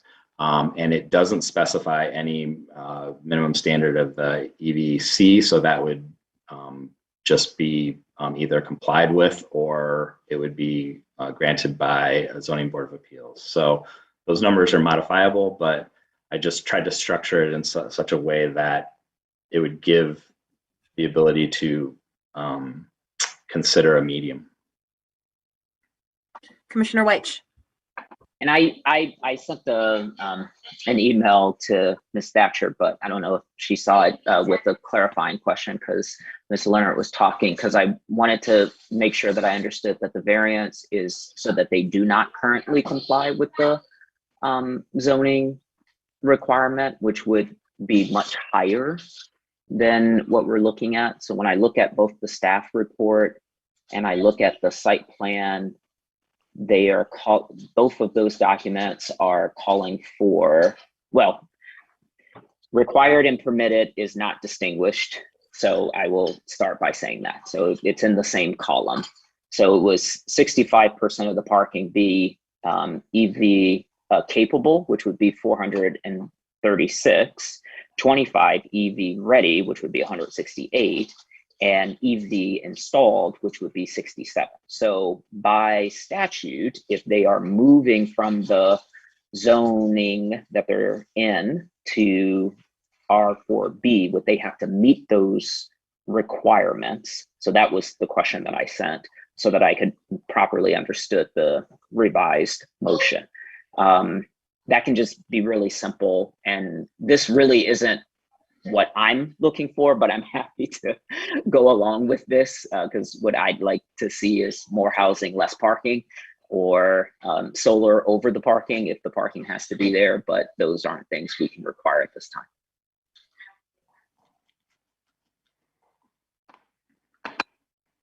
Mr. Leonard, the question about what I heard was, I'm going to rephrase Commissioner Weich, is the multipliers that are in there aren't necessarily, that's about making any modification. It's not specifically about zoning.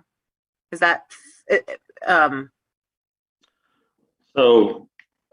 So no, it's a good question. And I apologize. I'm trying to do the math. I'm not sure that, I'm sure our staff report is correct. So, but let me just, I just want to sort of talk through it. So at 383 dwelling units under the R4B, that would be 1.5 spaces is required times the number of dwelling units.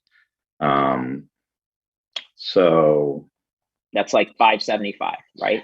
Yeah, right. So it would actually be 57 EV installed would be required. So I think the calculations there were done based on the number of spaces proposed, not the minimum required. And the EV parking applies to the minimum spaces required. So if they want to choose to add an additional 100 spaces, those don't have to comply with the EV parking requirements. So the minimum to comply would be 57, and I can do the math here shortly on the other percentages. So just to be clear, if Planning Commission has a couple options in this regard. The site plan doesn't meet that requirement. You could simply find that based on that, you don't recommend approval of it. As indicated here, the petitioner is asking for your consideration and sort of telegraphing that they intend to apply for a variance to the Zoning Board of Appeal to seek relief from that. I would just add from this is a conversation that we started having at a staff level. I think I've shared it generally with the Planning Commission.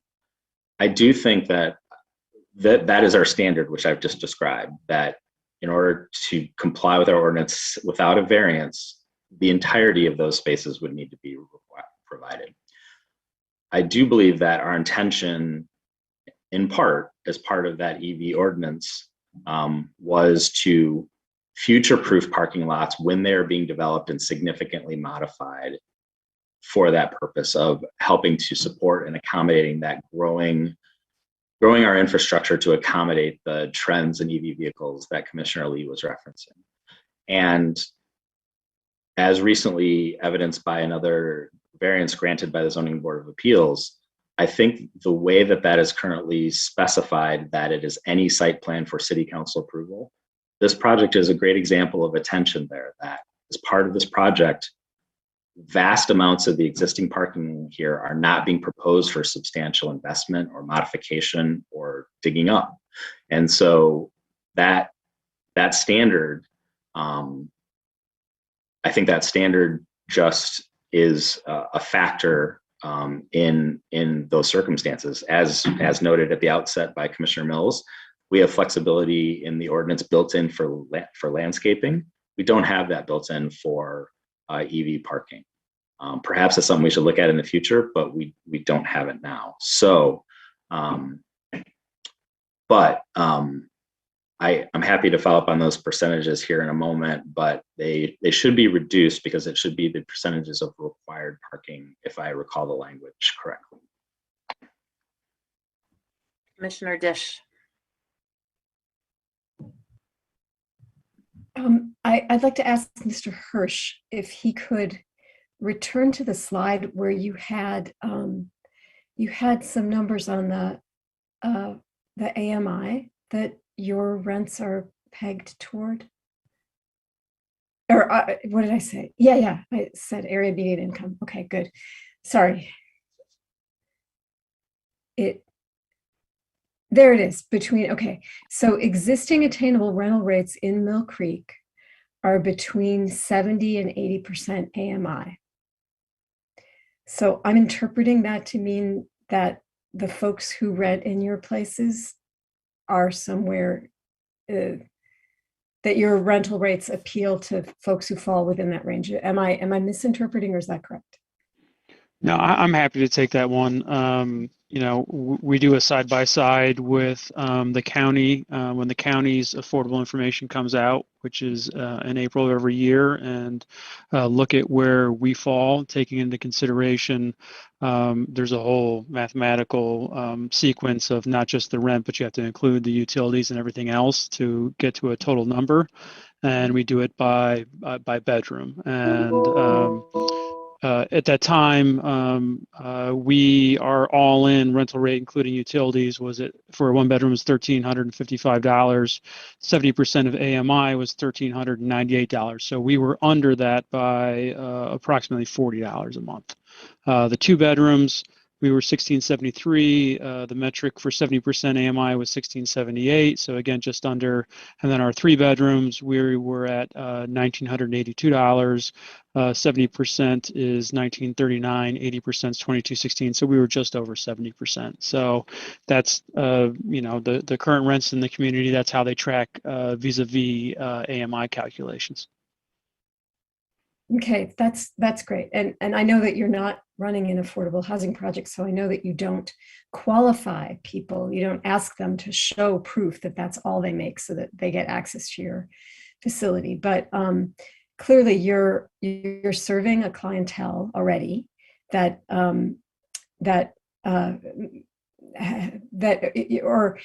your rents are less expensive than what much of the housing in Ann Arbor goes for. So I know this sounds like I'm taking a diversion, but I'm really not. I am so happy to see an infill project like this one. This is creating density in a way that is not just palatable to people, but it's actually really constructive and affirming.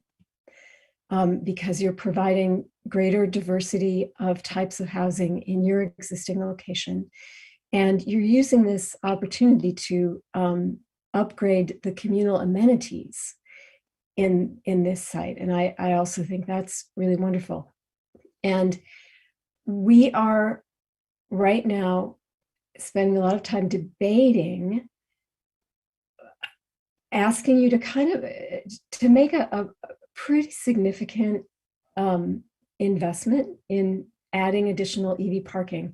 And I am in favor of us doing that, but I want us to find a sweet spot. And I also want us to think about where this money is best used. If we're asking you to put more money into this project, would we get closer to our sustainability goals by saying to you, boy, it would really be great if you at minimum electrified the appliances, but even like maybe exploring, as Commissioner Abrams suggested, electrifying this new portion using heat pumps for the heating.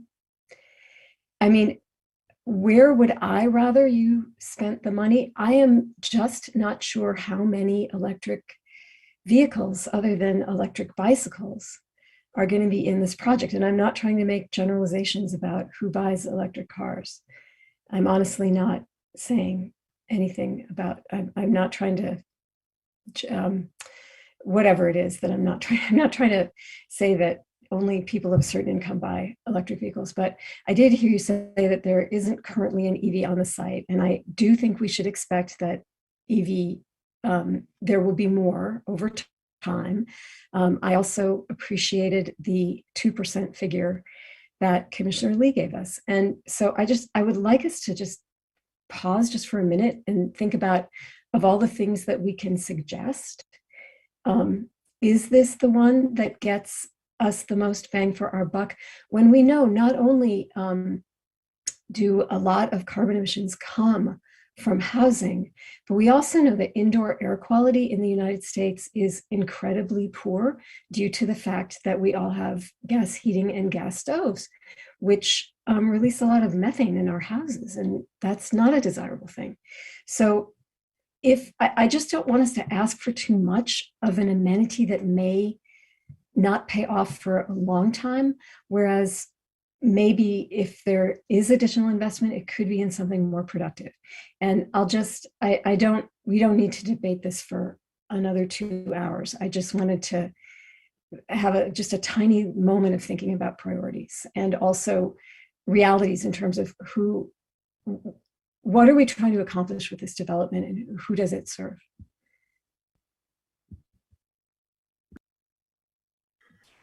Commissioner Gabrandel.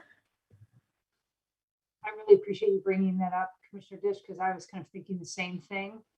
One question that I do have is that you say existing attainable rental rates in Mill Creek. What are you planning for these new units? Is that, this is not like considered affordable housing? We can't hold you to anything if you're not kind of committing to that. And so what I'm wondering is, I think generally your development is there and you're probably not going to, double that rate or something like that because you kind of want it to be side by side, not too far away, right? But I'm just wondering what your plan is for what you would be charging for these new units, because if it's going to be significantly higher, then are we getting what we think we're getting by seeing that statistic there? Because it only refers to existing, not what your proposed is. Yeah, I mean, it's a good question. I think that, as you mentioned, we're not designating this or trying to find, tax credit housing or any of that sort of thing.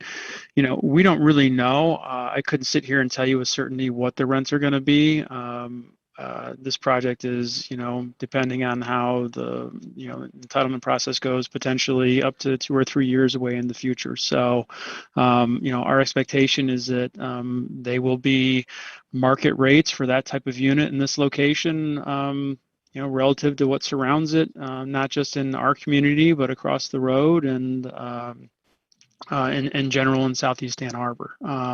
But to try and pin down, we're going to be at X of AMI, I don't have enough information to sit here today and forecast that. Would you say that because of your location and because of what you know about your neighbors, I'm sure you probably have some sense of what competing rents are because that's your business. Is this a pretty common niche in this part of town, given what's going on around you? Like, is this something like if you charge twice as much, you're probably not going to get it here, right? Because yeah, I mean, it's not downtown for sure. I mean, it's not super walkable. We're out next to I-94. I mean, it's there's certainly going to be limiters on upward rent pressures based on just, kind of proximity to what people are willing to pay more for. So, But do you have another unit or whatever this other neighbor is immediately to the north of you? I don't know if that's similar, if they're condos or if they're rental or, whatever. no, I mean, if you go further to the north of us, we actually own the project immediately to the north, which is Homestead Commons, which is actually on an AMI basis is even lower than the 70%. To the right of that, if we were looking at the screen, is another, what I would say, a lower income product. No, move the cursor the other way. And then go to the right there and then keep going. And there's, one of Ann Arbor's last trailer parks is also right there. So, and then next to that is High Coney, which is a subsidized housing project. So, that's certainly kind of the general area. Okay, so I guess and so there's a certain limitation just based on geography and whatever the conditions are around you that are going to govern that for the most part. I guess what if we're going to relax some things because we want you to be able to do, if we're not going to, a lot of people come in front of us and say, I can't afford to do that, and so if we're getting this, if we're relaxing some of the things that we're asking for in some ways, then what kind of guarantee are we getting that you're going to actually be building something that is, in a reasonable, in something that is in this neighborhood of cost in terms of rents. And so I just want to be careful about what, it's one thing if it's affordable housing, because then we know you're locked in, to that. You have an obligation to meet that. You have no obligation to meet that here. You're just bound by whatever the real estate market is in this area. And so I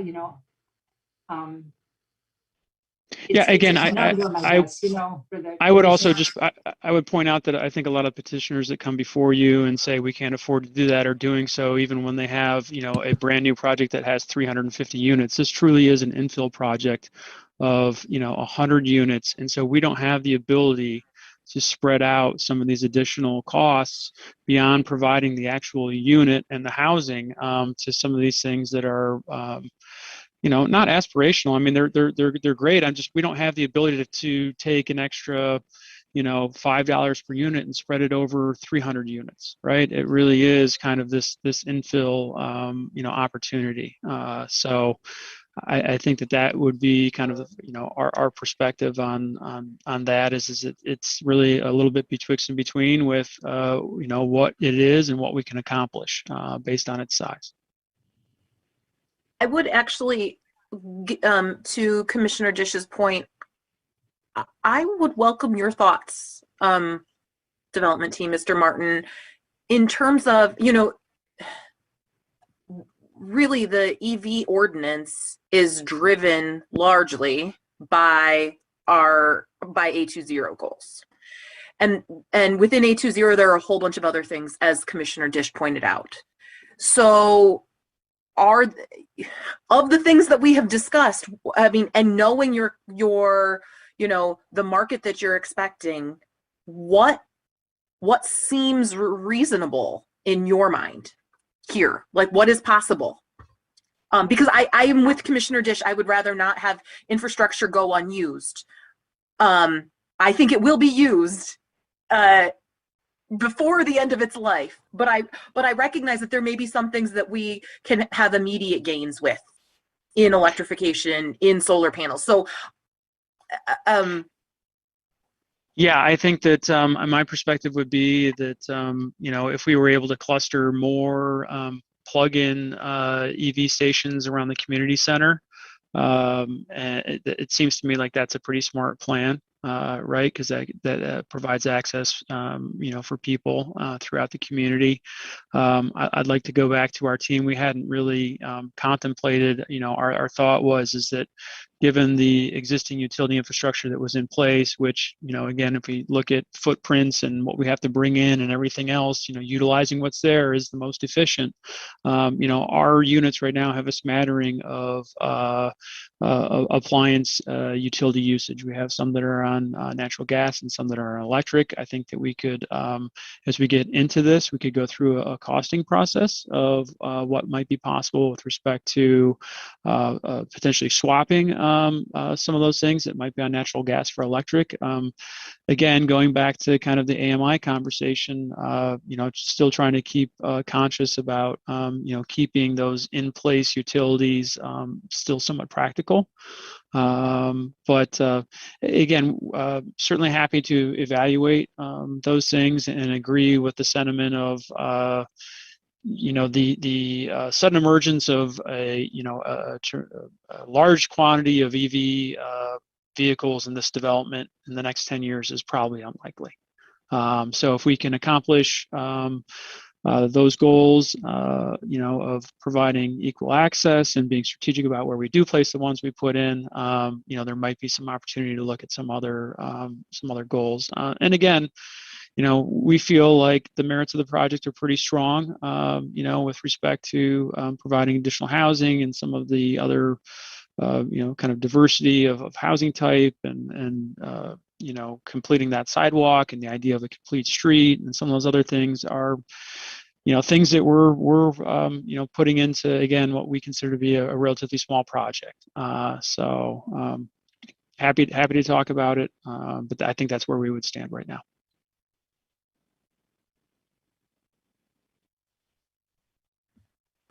Commissioner Dish.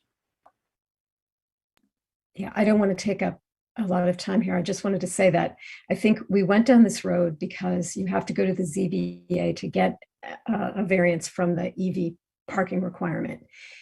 And so I think where our conversation started was you wanted to swap likes for likes. And so you were asking for a variance for the EV parking. And so maybe you should give more than the minimum was where we started. And I think where we've opened the conversation up a little bit more is thinking about, maybe a bit more EV parking and place strategically closer to the community center, great.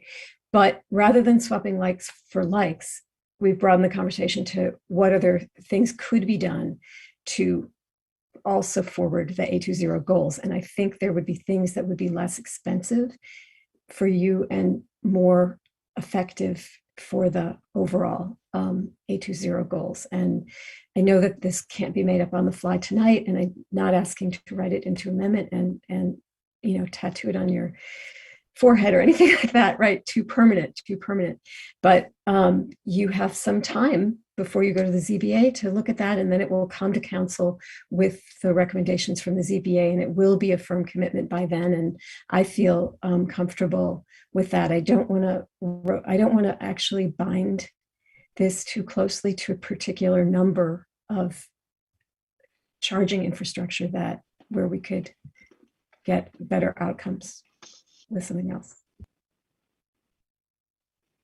So what I'm hearing, Commissioner Dish, if I'm hearing you right, is that rather than channeling to ZBA the parameters that effectively let ZBA do their thing, that this is going to come before both things have to happen before it comes before council again. And this is something that council is going to have to weigh too. Is that fair? But Mr. Leonard, because in my mind, what a lot of this hinges on is that ZBA determination, should there be something about, is there, if for some reason the ZBA, if this proceeded to the zoning board of appeals for a variance on EV parking and it was not granted, then staff, if your recommendation include that condition was not satisfied, it would proceed to city council with a recommendation for denial that it doesn't meet the city's code. Is that the question? Yeah, but that's assuming that we tie it to a specific number of EV parking, which is not right? Well, two reasons. If you modified it to tie it to a specific number and that wasn't achieved, then so a couple scenarios. One, no variance is granted. The petitioner would have to either modify the plan to provide all the required EV parking spaces of all categories. Otherwise, it would not satisfy the code.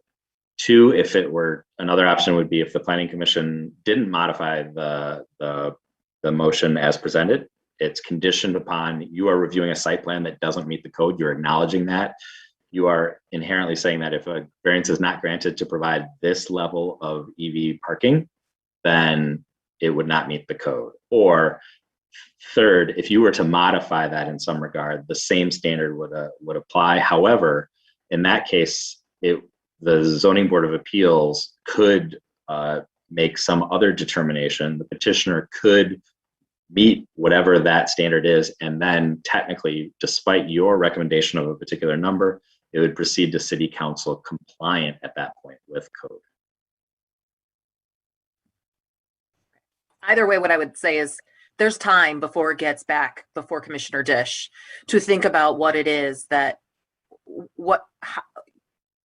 knowing the elements of, that we have dual goals in the city, both about affordability and about sustainability.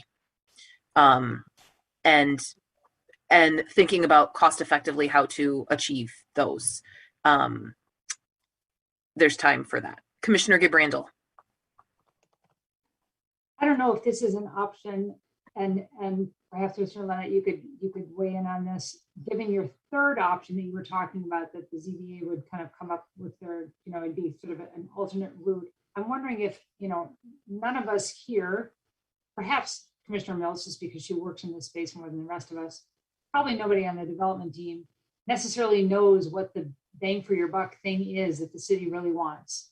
And so what I'm wondering is there a way to, in this process of reevaluating, obviously you all have to do the math and all that kind of thing. That's the development team, that's your job. But I'm wondering if there's a way to get the voice of the sustainability office into this conversation so that they can say, really what's going to make the biggest difference is, 5 EV stations, but electrifying one of the buildings or putting solar on one of the buildings, or whatever it is. It's thinking about it as more like, here's this pot of money that's going to happen no matter what you do in terms of how you're handling the EV thing. And that, it can be, and that amount obviously is going to change depending on what the strategy would be. But if we could get some sort of expertise, because they would have to hire that expertise essentially to be able to really run all those numbers. And I feel like we have some of that expertise at the city in terms of being able to have them weigh in. I don't feel like I know that, because we're sort of hanging our hat on the EV thing because that's a code that we actually have, not because we're looking at whatever we think is the most efficacious approach for this project in terms of meeting our goals. So I don't know if that strays so far away from what our options are, Mr. Leonard. I'd just be curious if that's something you could see as a pathway between now and ZBA to be able to get a sense of just where it does make sense to put that extra energy into, so to speak, in terms of dealing with alternative energy scenarios for this. Yeah, I don't, my initial reaction is I don't think that's appropriate. This discussion about other sustainability factors on this ultimately has to be relevant to your decision on rezoning of your recommendation on rezoning this property. The site plan is being measured against standards set forth in our UDC. And that's why the EV parking specifically, I don't think it's necessarily because that's something that you have leverage on. It is something that it's in our code that's not being complied with.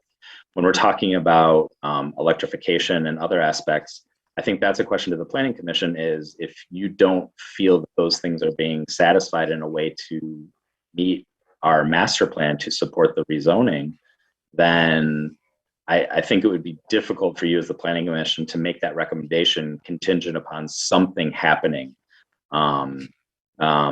So my gut is if that is a scenario that you feel is important before the Planning Commission makes a recommendation on the zoning aspect of this as it relates to our comprehensive plan, then I think that's an investigation that we would want this team to look at and come back to you before you make that zoning determination. I don't think it's as relevant to the site plan.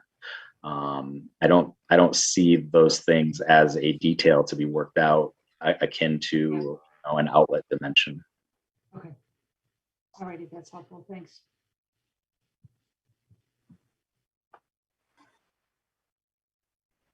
Commissioner Dish. Okay, I don't want to delay this. So I don't want us to postpone this site approval. This has been a thoughtful discussion, and this is a thoughtful project, and considerable time and work's been invested into bringing what's before us. All I'm trying to do is to respond to the idea that it was indicated that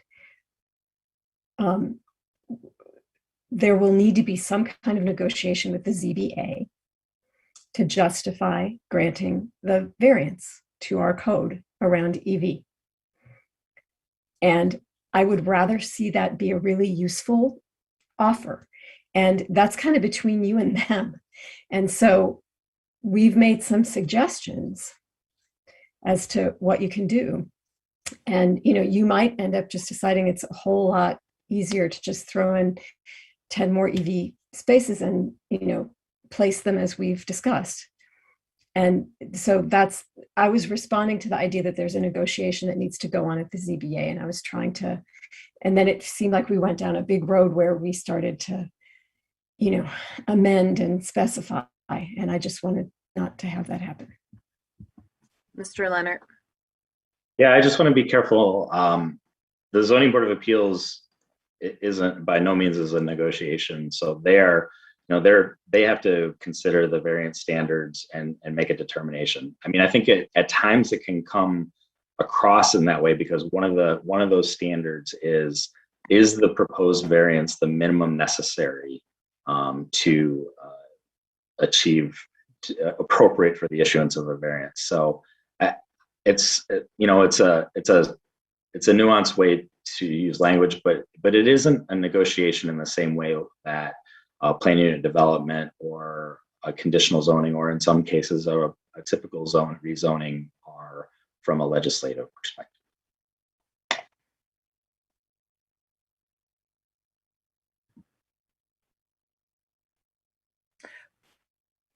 From my perspective, I just want to channel to ZBA the discussions we've been having about EV parking, because I don't know how much that and the balance around this has come to them, Yeah, and that can be done. To be clear, we can convey to the Zoning Board of Appeals in that petition that the Planning Commission discussed this at length and believes that given the circumstance of this site, a higher provision of EV parking compliance can be attained by this project. That can absolutely happen as a communication.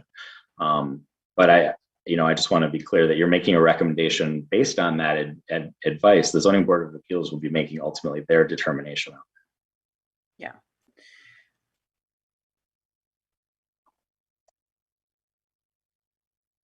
Given that that's the case, all of this started where and I said, we don't have control over them.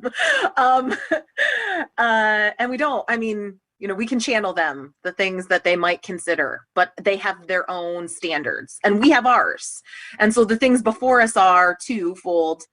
Has the petitioner made a case and that supports rezoning, one, from R3 to R4B?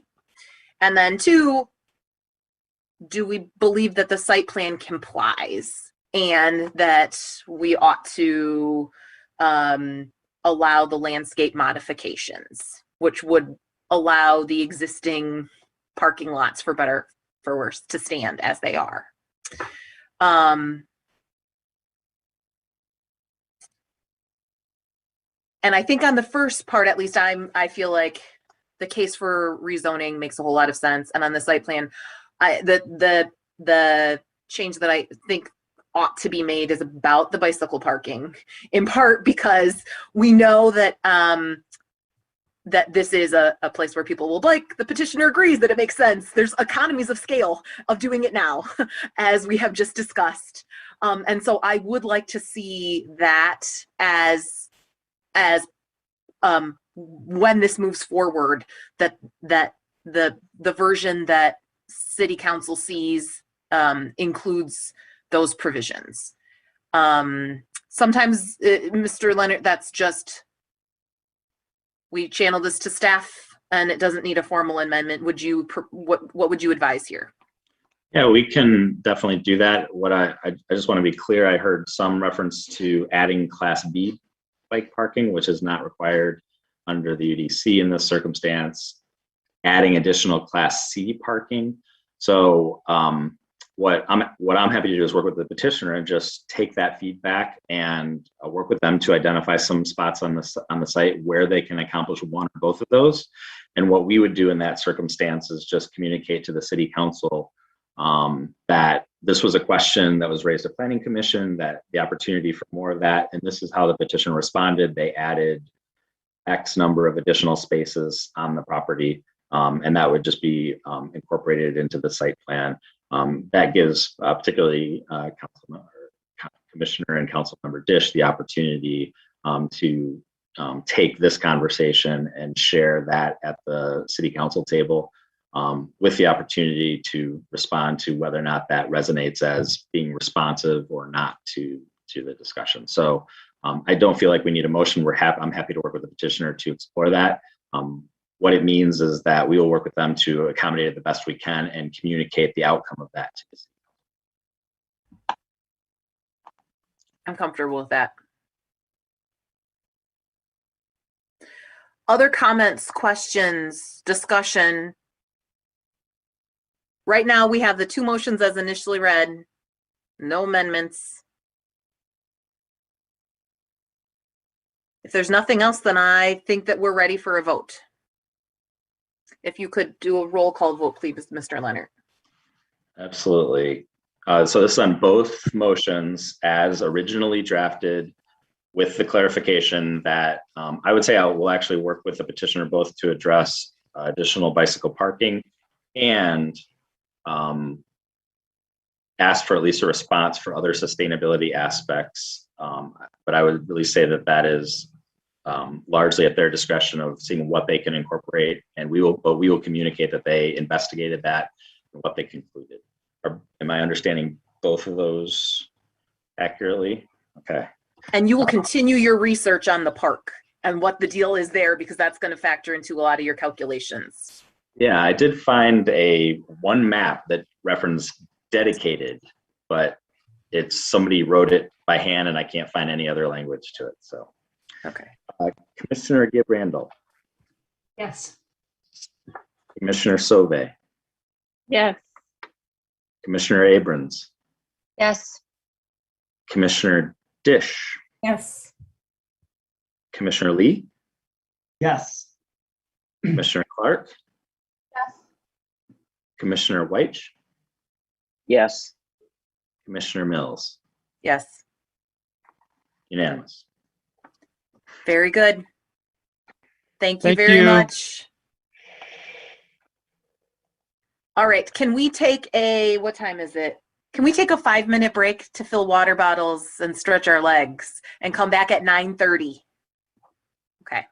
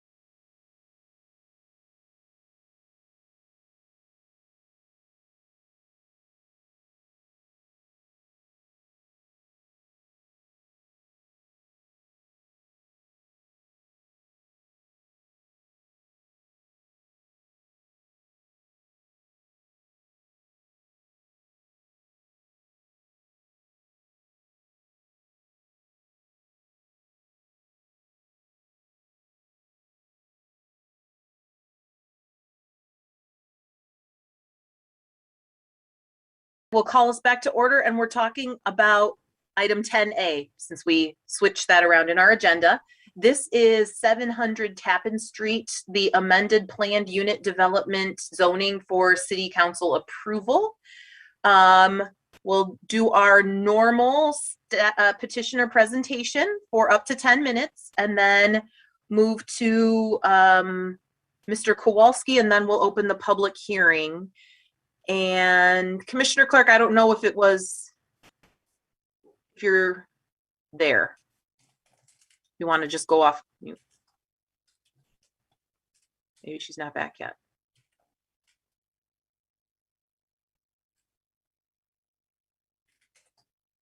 I'm thinking that we should wait, just especially since we lead off with the petitioner presentation, so that she can be here. So if you can bear with us for just a minute.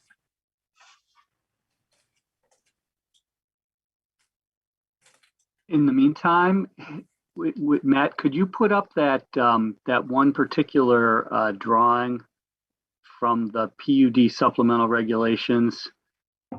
It's page 2. Sure. I was actually going to ask Mr. Leonard I was having a couple network issues, so he was going to drive the PowerPoint show. So within that, Brett, I had added, we might have to scroll through a couple of slides. Yeah, but go through. Oh, you're ruining all the surprise of my show. There you go. I believe that's the one you wanted, correct? Yep. Thank you. Yep. Okay. And we lost Commissioner Clark. So I don't know if she's having network issues. I can keep my eye out for her, but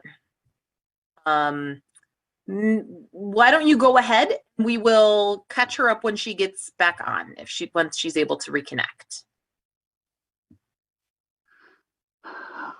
Okay. Should I begin then? Go ahead. Yep. Okay. All right. Thank you. My name is Scott Munzel. I'm representing Rich DeVarty, the owner of Dominic's, as well as Mike McLeod, who is a tenant at 700 Tappan Street. Mike is on the call, but I think he's phoning in. I appreciate the lengthy discussion you had on the prior application, so I will try to be fairly brief. To start out, this is an application to slightly modify the text of an existing planned unit development in the supplemental regulations that deals with the timing of curb cut removal. It's important to understand right at the get-go, there's 0 physical changes being proposed at the site. Mr. DeVarty intends to do nothing for the foreseeable future.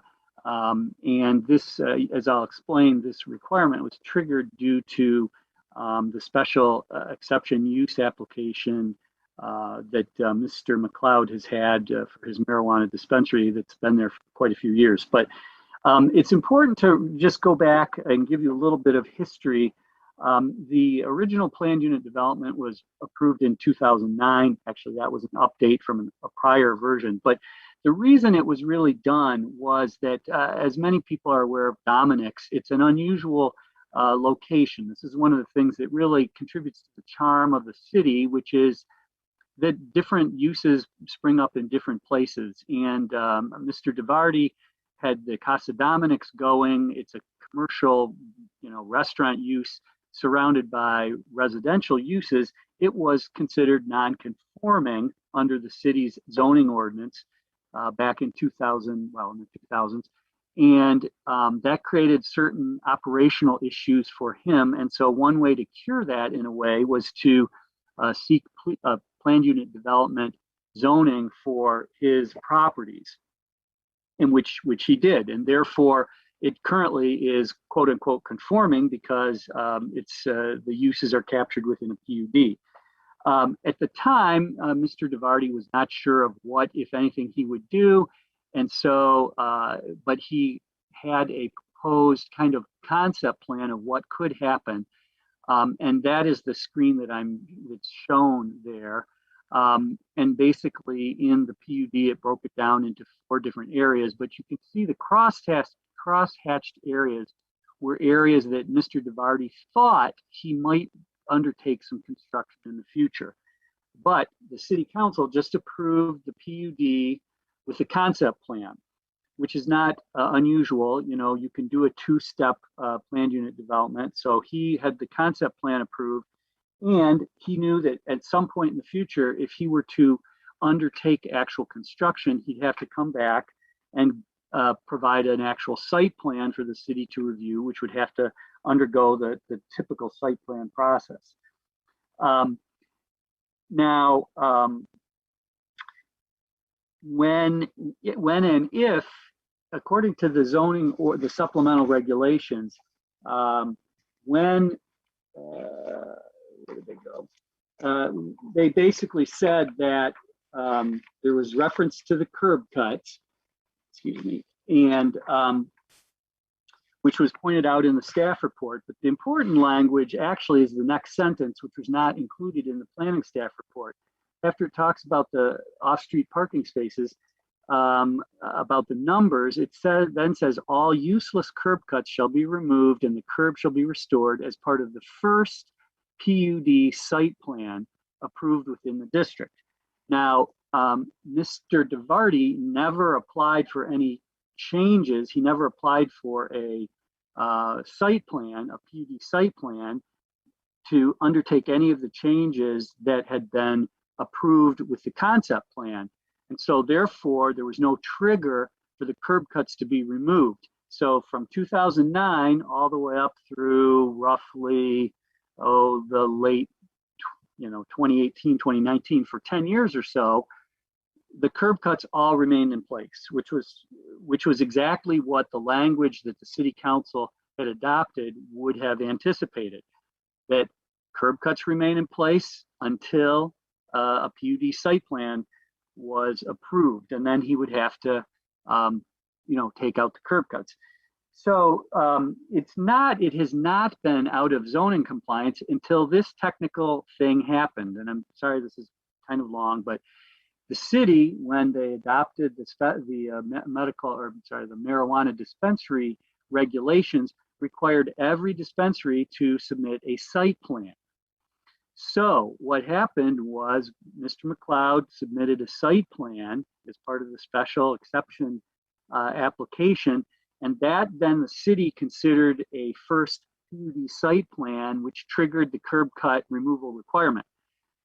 Remember, typically a site plan isn't required until you're actually undertaking construction.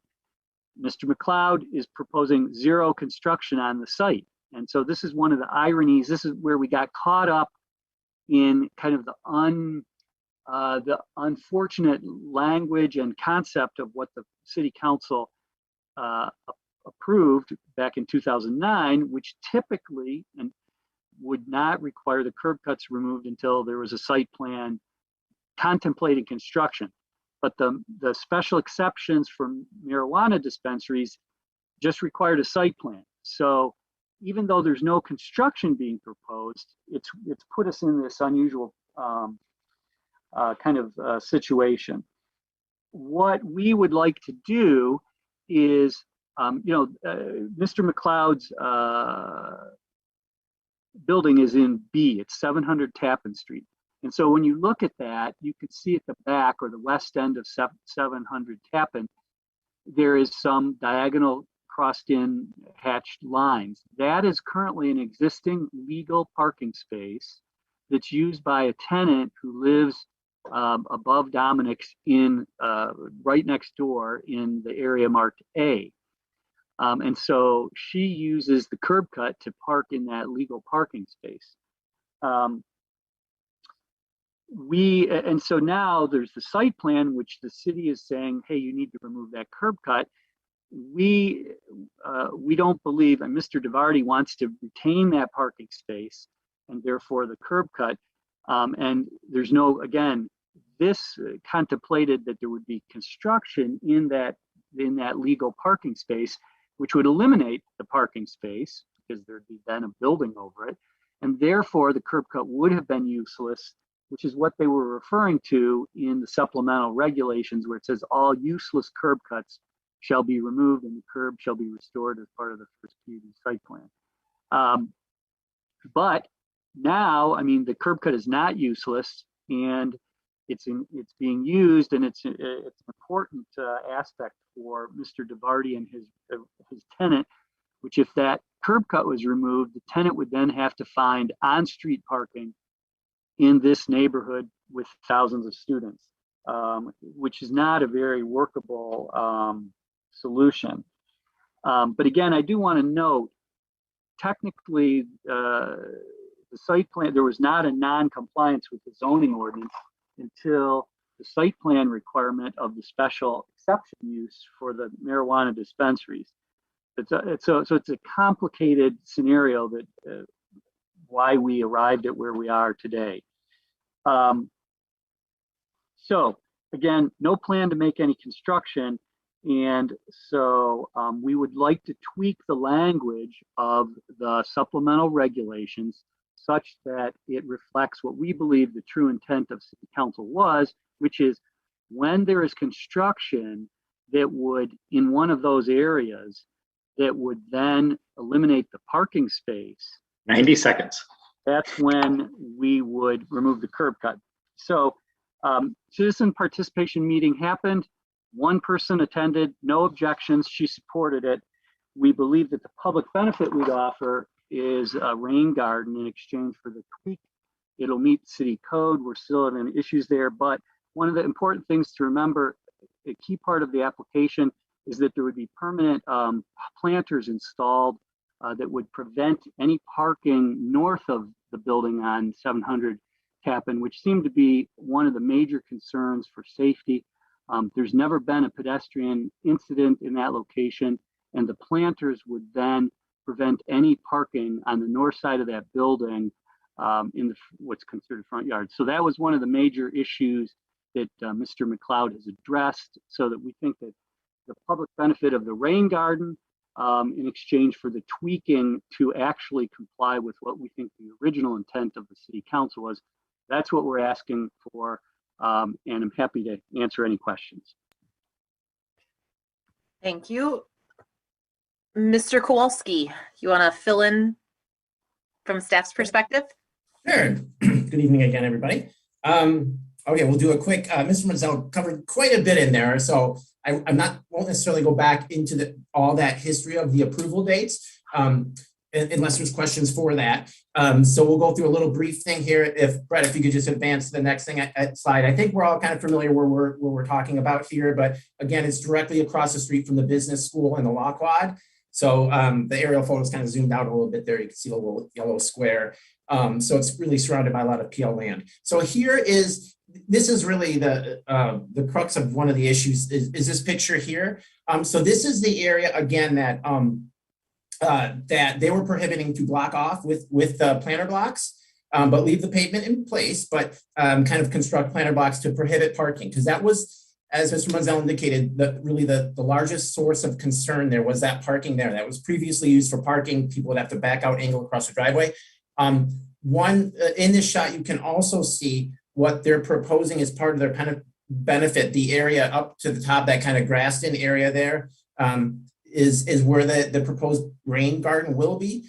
And I do have a slight amendment to my staff report in that I did speak with the stormwater reviewer today. So he is working with, I believe it's Washington Engineering on this and he feels that for what that's worth, they could modify that will meet code. I don't have a plan yet that says that. But as part of that, so essentially what that rain garden would gather would be their roof, all their roof water really, and they are also proposing a trench drain kind of along the pervious area here that would remain, kind of exactly parallel. Thanks, Brad. Right, exactly there, kind of a trench drain that would pick up some of that impervious or the drain off of that impervious surface there. So if we could go to the next slide. And so again, so this is where the curb cut leads to, that the parking space, which is behind that building. It is technically a legal space because it is behind the front line of that building. So that is really the space that the petitioner wanted to preserve. So again, they have agreed to kind of block off that area to the left in this picture, and but however, preserve the access to that parking space along that building. I think we could go to one more slide. I think it's kind of another view. Oh, well, it's mostly pavement. Okay. And then the last view, I believe, okay, again, is what Mr. Manzella stated. If we can leave this up for a second. So I will fill in. So it is correct. Again, the original or the most recent, the PUD that covered this in the 2009 that was approved, it did envision a much larger development. I mean, again, you can see here the concept plan that was approved had these areas crosshatched to be filled in. Obviously, that hasn't happened. However, the zoning was approved. The zoning was approved with the restriction of the curb cuts to be closed. 2 curb cuts. It had a maximum of 2 curb cuts in there. So right now, that district that covers A, B, C, D that you see on there has a maximum of 2 curb cuts proposed as a requirement.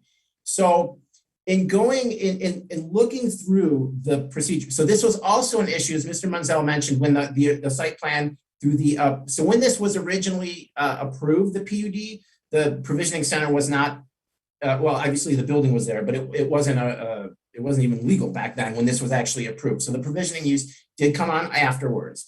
And the operator of that is a tenant of that larger complex. So they also, as Mr. Munzel mentioned, the site plan as well as a special exception use. So through the deliberations of that, the special exception use that was approved by Planning Commission in 2018, they, as one of the conditions in that, they also requested the Planning Commission at the time, and I'm not sure if any members on the board right now were there, maybe Sarah, yeah, I guess that's Sarah, had requested that curb cut be closed prior to that the petitioner submits a site plan showing the curb cut closed prior to issuance of a CO. Unfortunately, a CO was issued in error, but well, the CO was issued. So they have a CO to occupy that building.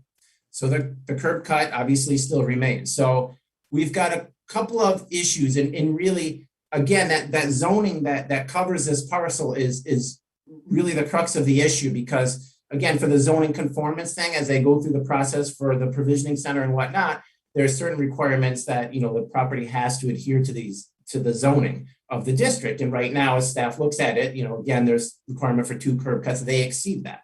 It doesn't specify which curb cut needs to be closed. It just says a maximum. Well, I believe it says 1 on Monroe and 1 on Oakland, I believe. So it doesn't say which one along Monroe has to be closed, but obviously the other one along Monroe accesses a larger parking area. This one's kind of that sole space.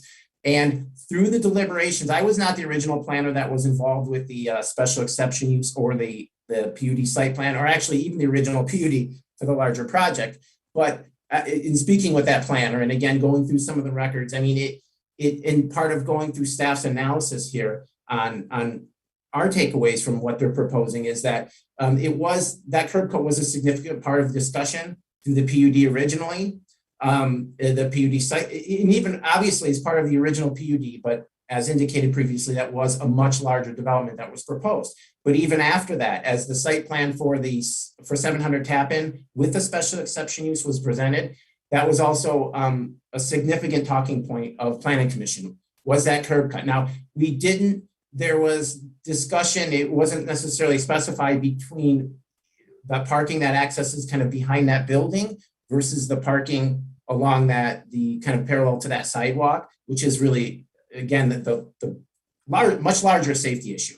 But that was all part of the larger discussion that planning commissions at the time had deemed really that curb cut was kind of an important item to be closed and it would improve the safety of the area and so on and so forth. So staff had used that in part of our justification as well. We did discuss with the traffic engineer, of course, and really where the petitioners agreed, cutting off that one parallel to the sidewalk, that was a no-brainer. Again, the safety backing out across the sidewalk, the transportation engineer absolutely guaranteed, that's a true hazardous situation there. Really, there was similar feedback on backing out of that street backing out of the kind of the tenant space, for lack of a better word, behind that building. Now that would be used a lot less frequently than obviously a customer space accessed along parallel to that building.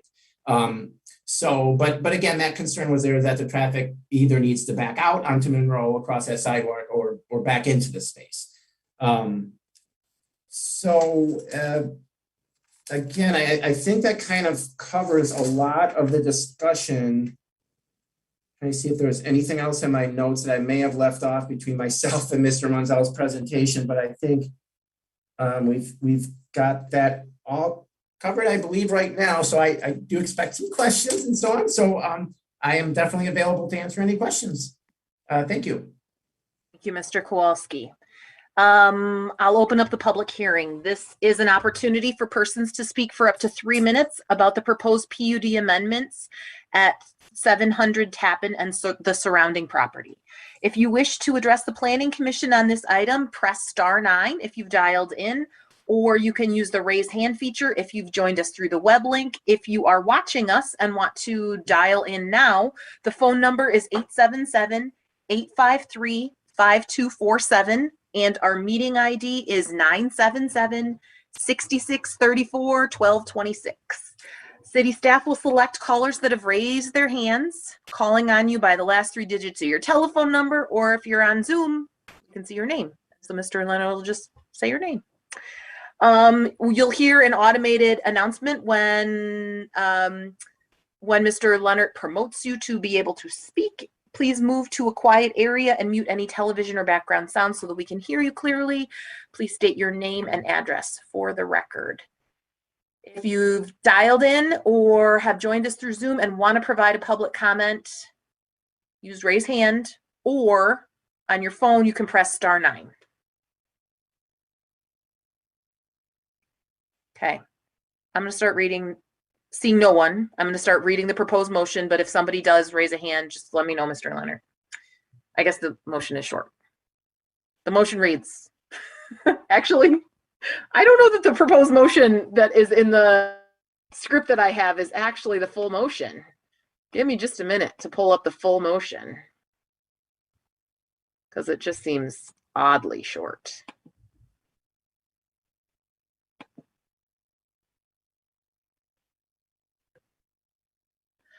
The Ann Arbor City Planning Commission hereby recommends that the mayor and city council approve the Casa Dominic's planned unit development PUD revised supplemental regulations. Can I have a commissioner move that? Moved by, oh no, just a minute. Half of you are covered by something on my screen. Moved by Commissioner Dish, seconded by Commissioner Lee. Anybody want to kick off conversation, or do you want some background from the two of us who have seen this a couple of times? Commissioner Randall, do you want to start off, or do you want me to? That's fine. Yeah, this is the 3rd time I think we've been around. I have to say I'm feeling a little impatient with this, to be perfectly honest. I know I should probably be starting with questions, but my sense is that when you put forth, I see what you're saying about the language, but when you put forth the special exception use, you open yourself up again to analysis. And with that analysis, we were super clear about closing off that curb cut because it was part of the original debate. It was part of our debate. And when I look back at the aerial photos from 2009 forward, there's cars parked pretty consistently in that spot next to the house.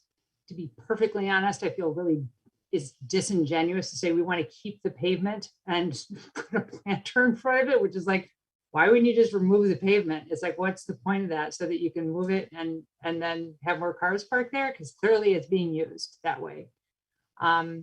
So I feel like you're kind of taking up our time. Frankly, I don't feel supportive of granting this at all. And that's my bald opinion about this at this point in the night. I can add in that just for other commissioners' benefit, some of the discussion in the past, we talked about which curb cut. We looked at the initial language, and so there was a healthy discussion over did it have to be that curb cut? There was a lot of discussion about where would customers park, especially if there was handicap parking. I remember pulling up Google Street View and showing that there are handicapped public parking spots right there. A lot of these things are things that we did cover. Google Street View right now, not on the Monroe Street side, but from the Tappan Street side, is a shot from October 2020 showing a car in the place where 2 years prior, we said like there should, I mean, and this is a question for staff, like, is that ever legal? Like, I seem to recall before that you're not supposed to park there. That's correct. I mean, there's certain properties that have, there's actually a book back in City Hall, a binder that had certain properties have been grandfathered in with the use of parking in the front open space. We did not have that recorded on this site. So that's correct. I don't know when the site was established or the parking, but that's correct. That's you can't park in the front open space. And so, I mean, it's a non-starter for me if the pavement stays, even if it's something, even if it's planted, unless it's something that you really like, it's such a great rain garden that it would be too wet to park in. I feel like it's difficult for me to imagine this is kind of seems ingrained here that that's a place to park. And so I share Commissioner Gibrandal's sense of deja vu in this discussion. Commissioner Clark and then Commissioner Abrams. Yeah, just to echo your sentiments of Commissioner Gibrandal. And I was just actually hoping for a point of clarification about the CO occupancy that was issued by error. I'm not quite sure I understood that point, and I was just hoping that maybe clarify. Yeah, I can take that. Ideally, when we have a development like this, we make sure that we've satisfied all the conditions prior to issuing a certificate of occupancy.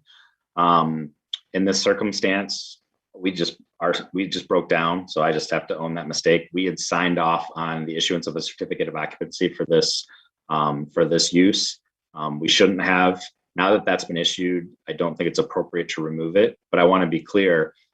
Right now, they are in violation of the approval. It's not being operated consistent with that. So like any other zoning violation, we can take enforcement action on it.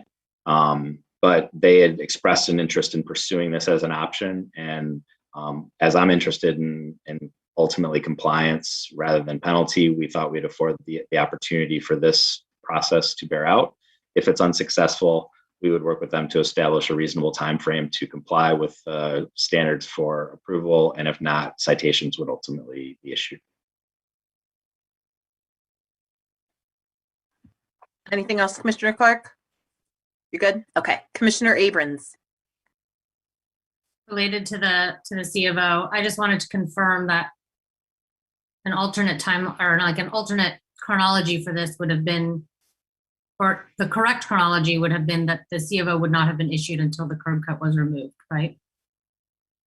I mean, given that it seems odd that we would grant an exception based on an error. That doesn't really make sense to me. So I'm not inclined to vote in support of it. That's all. Thanks. Commissioner Dish. Yeah, I just want to make 2 points. I did look back at my notes from our extensive and lengthy and illustrated with Google Street View pictures discussion of this in January. And I did find unequivocally that we were saying the parking lot, which is not really, shouldn't be referred to as a parking lot because it's not an official parking lot, needs to be torn up. That is what we said in January. So that's not happened. And what's proposed is to have a raised planter and use the rest as a patio, which I'm not quite sure how many months would be useful as a patio, but when it's cold and no one's sitting on it as a patio, it's going to still be a parking space. So that was unequivocal. And there was a reference to the intent of council when they created this. And I want to object to the argument that there are 2 languages governing the arrangement of curb cuts in this, in the original PUD, which I looked back at. And there is the language of maximum of two curb cuts. And then there is the provision in the PUD that a useless curb cut should be removed. So it's not clear that, I mean, I don't think that one can state unequivocally that only once a third curb cut is rendered useless, must it be removed? There is a very clear statement that there is a max of 2 curb cuts, and that's not what we have. So I'm not going to support this either. Commissioner Solvay? Yes, for all of that. The other thing, I'm curious from staff how to calculate parking, because the other item in the PUD is minimum 2 off-street parking spaces, maximum of 10. And similar to like the curb cuts of deciding which ones, and this seems to be the useless one. There's a few garages and carports, but then when we're looking at aerial views, right, it's all like gravel drives, but like a whole series of parallel parked cars in these gravel drives. So when, like, on different lots, not this lot, right? So I guess I'm also just curious, how and when does parking get calculated to see if we're at 2 or 10? Because I mean, in my mind, you've definitely have at least 2 elsewhere. Why are we fighting over 1 parking spot? Close the curb cut. But from staff review of this entire PUD, I am curious, how do you calculate this parking to evaluate if we're between 2 and 10 right now? That's a good question, because again, in some of the ways that the way that PUD was written, it was a concept plan. So it didn't, I think ideally when you look at, like you said, you walk around the site, there's gravel there. It's not like a set parking area right there. So what the situation that was again through a build out. So if they were to, like right now, if you walk behind there, they probably have about 10 spaces when you look, because I did. So that's where, but how we would, and it was just 10 spaces for the entire district. So it wasn't, by use. So, I mean, I guess we wouldn't like we didn't assign like one for this 700 Tappan or anything else like that. So it's just kind of also, right, there'd be nothing that precludes the resident of using one of those other spaces in that district. And then I think, ideally, when the PUD, if and when that was ever built out, that would be the maximum they can, because we wanted, again, to lock that in so there wasn't a larger parking area in there to keep kind of what they had, or they could reduce it.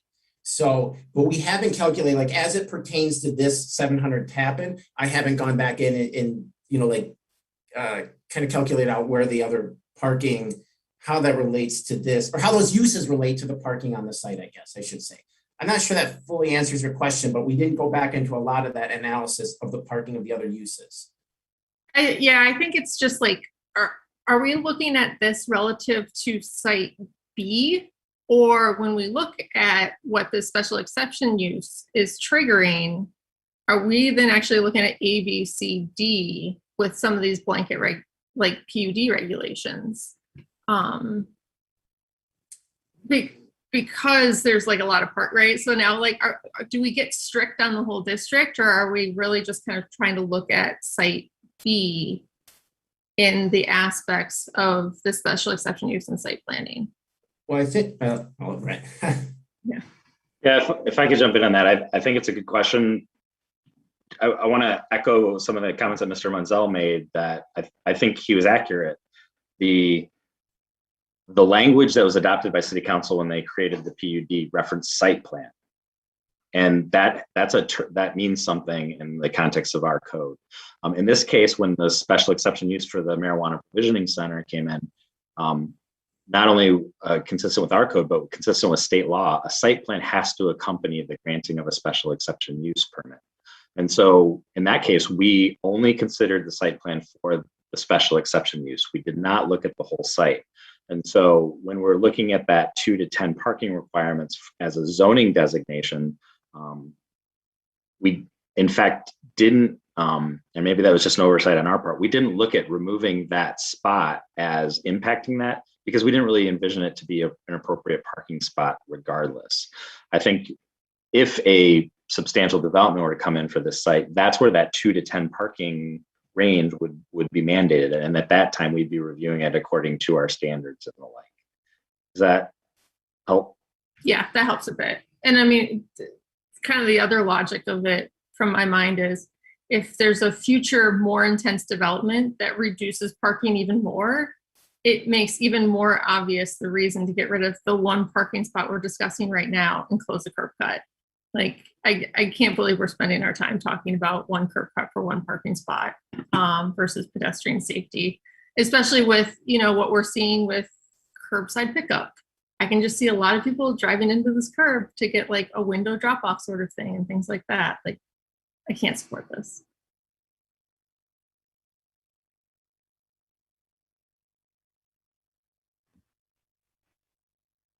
Any other questions? And I want to make sure so the ask before us is to amend the original Casa Dominic's regulations effectively on like the idea that there can be a maximum of two curb cuts. That is it would strike that effectively is the proposal. Yes, Mr. Leonard? I mean, apart from this, like that's the action that's before us. I'll leave that to Matt to summarize. Matt, can you summarize the proposed changes to the regs? Yeah, which again, a question for Mr. Menzel. I noticed in the revision 8.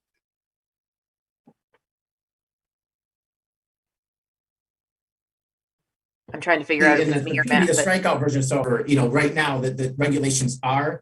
Oh, I think I lost. You were coming back, so be careful about what you say. Okay, am I back? Now I think you're back and in sync. Go for it.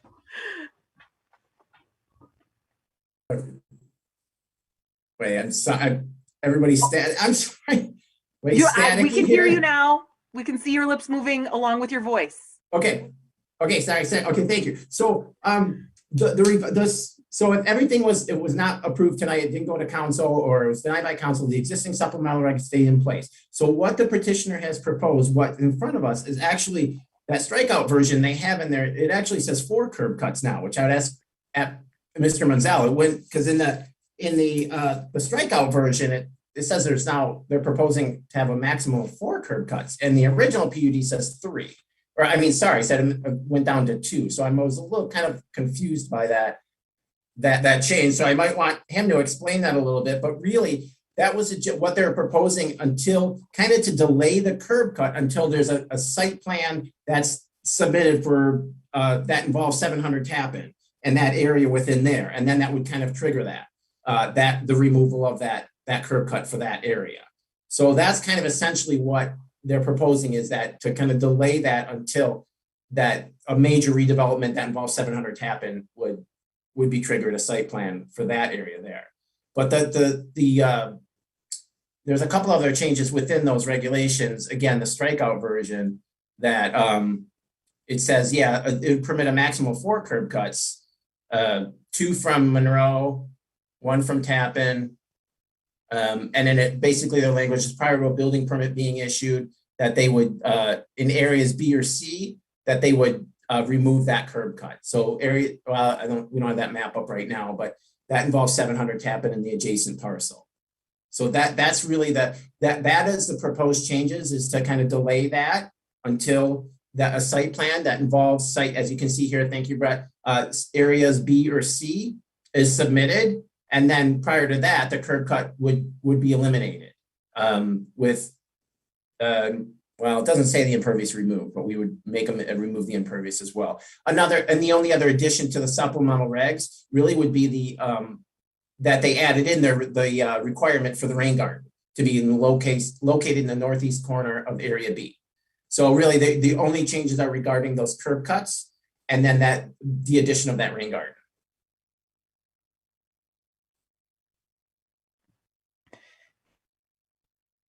Especially as drafted, especially with increasing the number of curb cuts, I cannot support this. So any other comments? Mr. Munzel, go ahead. I just wanted to respond briefly to some of the comments that were made. If you look at the drawing, if you can put the drawing back up, what I tried to do in the supplemental regulations is, Casa Dominic's has been there for longer than I've been in town. It's probably longer than most of you. it operates, there is, the loading area for the restaurant is in the southwest part of drawing A, part A. So Rich is going to keep the curb cut on Oakland, which near the letter D, and people, you know, the delivery trucks come into that area, and then they exit on Monroe Street at the northwest corner of A. And I think that's what he proposed with City Council, why there was a reference to only 2 curb cuts. What I tried to do was clean this up. And so, and again, the language from the existing supplemental regulations, while it does refer to the 2 curb cuts, you know, it then does give the timing for when. And that's what we believe the City Council's intent was. I looked at all the materials, and so we are quite comfortable in the conclusion that City Council intended Dominic's to be able to function, right? I mean, he was coming to the City Council to try and create the conforming status for his property. And so they knew that there would be those 2 curb cuts. And he said, hey, I may eventually do this development, in which case the curb cut, the eastern curb cut on Monroe and the southeastern curb cut on Tappan would be the ones that would be removed. But the point of the language that was that they didn't have to be removed until the first PUD site plan, okay, was approved for the district. Now, Mr. Leonard and Mr. Kowalski will confirm this, that typically in order to do construction, you have to have a site plan. And so, and and I'm pretty sure of this too, is that the marijuana dispensary issue, state law and City Council and City Ordinance notwithstanding, that's the first time when you've had to provide a site plan without any construction. So when the City Council passed this PUD back in 2009, and I've seen this in many city approvals, the idea is, hey, the trigger for things is the site plan application, okay? It's not the permit, it's not the building permit, it's not the C of O, it's the site plan. And so the City Council would have been thinking, okay, they're gonna remove these curb cuts when they're actually doing construction, when they're gonna actually do the development as proposed by the conceptual plan. So I don't think it's unfair at all to say that City Council said, hey, we're approving the concept plan. When Mr. DeVardi proceeds, then he's going to have to take out the curb cuts. Thank you. So what I tried to do in drafting the supplemental regulations was just really reflect the reality. I mean, let's face it, the site plan has been approved since 2009, and there haven't, you know, those curb cuts have all been there. But just very briefly on a couple other points. One, I know Mr. McLeod has worked at having no parking there. He's put cones up, and he's really done he's worked at having no parking there. He doesn't need the parking. A lot of his clients are walking by. The planters are actually a better solution than removing the pavement. I mean, even if the pavement was gone, you might have people drive up on that curb cut. So we were really trying to address, how do we stop anybody from using that? The planters, just like at the Bloom marijuana dispensary, was the solution we came up with. Mr. Kowalski mentioned the trench drain. We're trying to address the runoff created by the impervious surface, not only of that lot, but also the building, by putting in the rain garden. The idea was, hey, we're making a minor tweak to the language. Let's provide a public benefit that reflects the realities of 2021 as opposed to 2009. And we thought the rain garden to allow for infiltration was a better public benefit at this point in time. So, thank you, Mr. Munzel. Thank you very much. All right. Any other questions, comments from planning commissioners? All right, Mr. Leonard, we can do a roll call vote, please. Commissioner Gibrandum, No. Commissioner Sauvé, No. Commissioner Abrams, No. Commissioner Dish, No. Commissioner Lee, No. Commissioner Clark, No. Commissioner White, No. Commissioner Mills. No. Recommendation fails. It'll proceed to City Council with a recommendation from the Planning Commission of denial. All right. Next up is 10C. This is 336 South Ashley. Thanks for your consideration. Sorry. Thank you. Mr. Leonard, this was crossed out on the on the agenda. So can you suggest what the right order of operations is here? Yes, my apologies. As you know, we do our best to make sure projects are ready to go. We have to make a determination about 3.5 weeks in advance of an agenda that we're going to be able to work through remaining issues, and I was unable to do so on this particular petition, but we had advertised it as an item. So what I would recommend is you open the public hearing to see if anybody has comments, and then I would recommend, after closing the public hearing, a motion to postpone consideration of it to the October 5th Planning Commission meeting. All right, we can do that. So we will go right to the public hearing. If you have called in or joined us via Zoom and would like to participate in the public hearing for 336 South Ashley, you can press *9 on your phone or the raise hand function in Zoom. If you are watching us and want to call in, it's 877-853-5247, and our meeting ID is 977-6634-1226. City staff will select callers that have raised your hand. Please keep your comments to 3 minutes and state your name and address at the beginning of your comments. And there's someone on the line. If you want to provide a public comment, please either use the raise hand function or press *9. And again, if you're watching us, this will come back. So you can, if you're interested in this item, October 5th is another opportunity.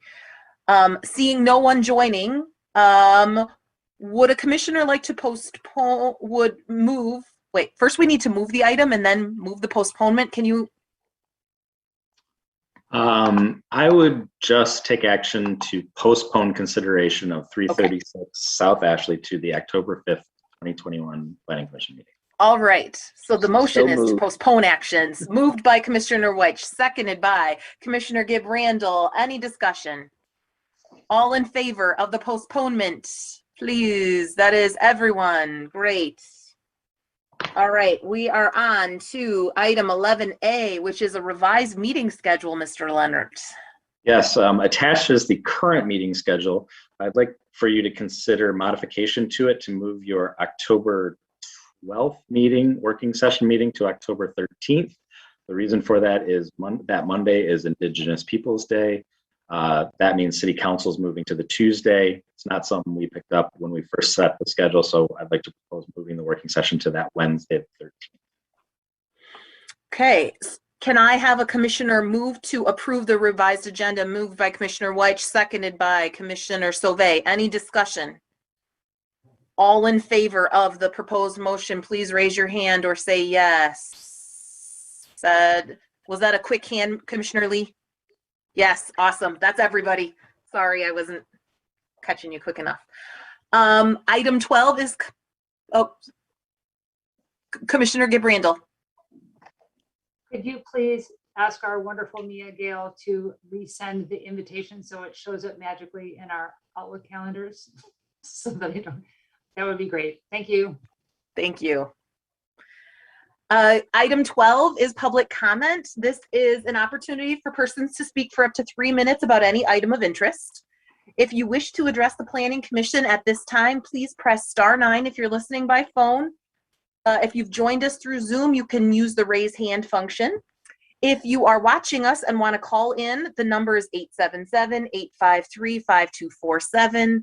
And this is the bazillionth time you'll hear it tonight, but our meeting ID is 977-6634-1226. Staff will select those who have raised their hand. If you decide to call us, you press *9 to raise your hand. There is somebody who's joined on through Zoom at least. If you'd like to provide a public comment, please use the raise hand feature to indicate that now.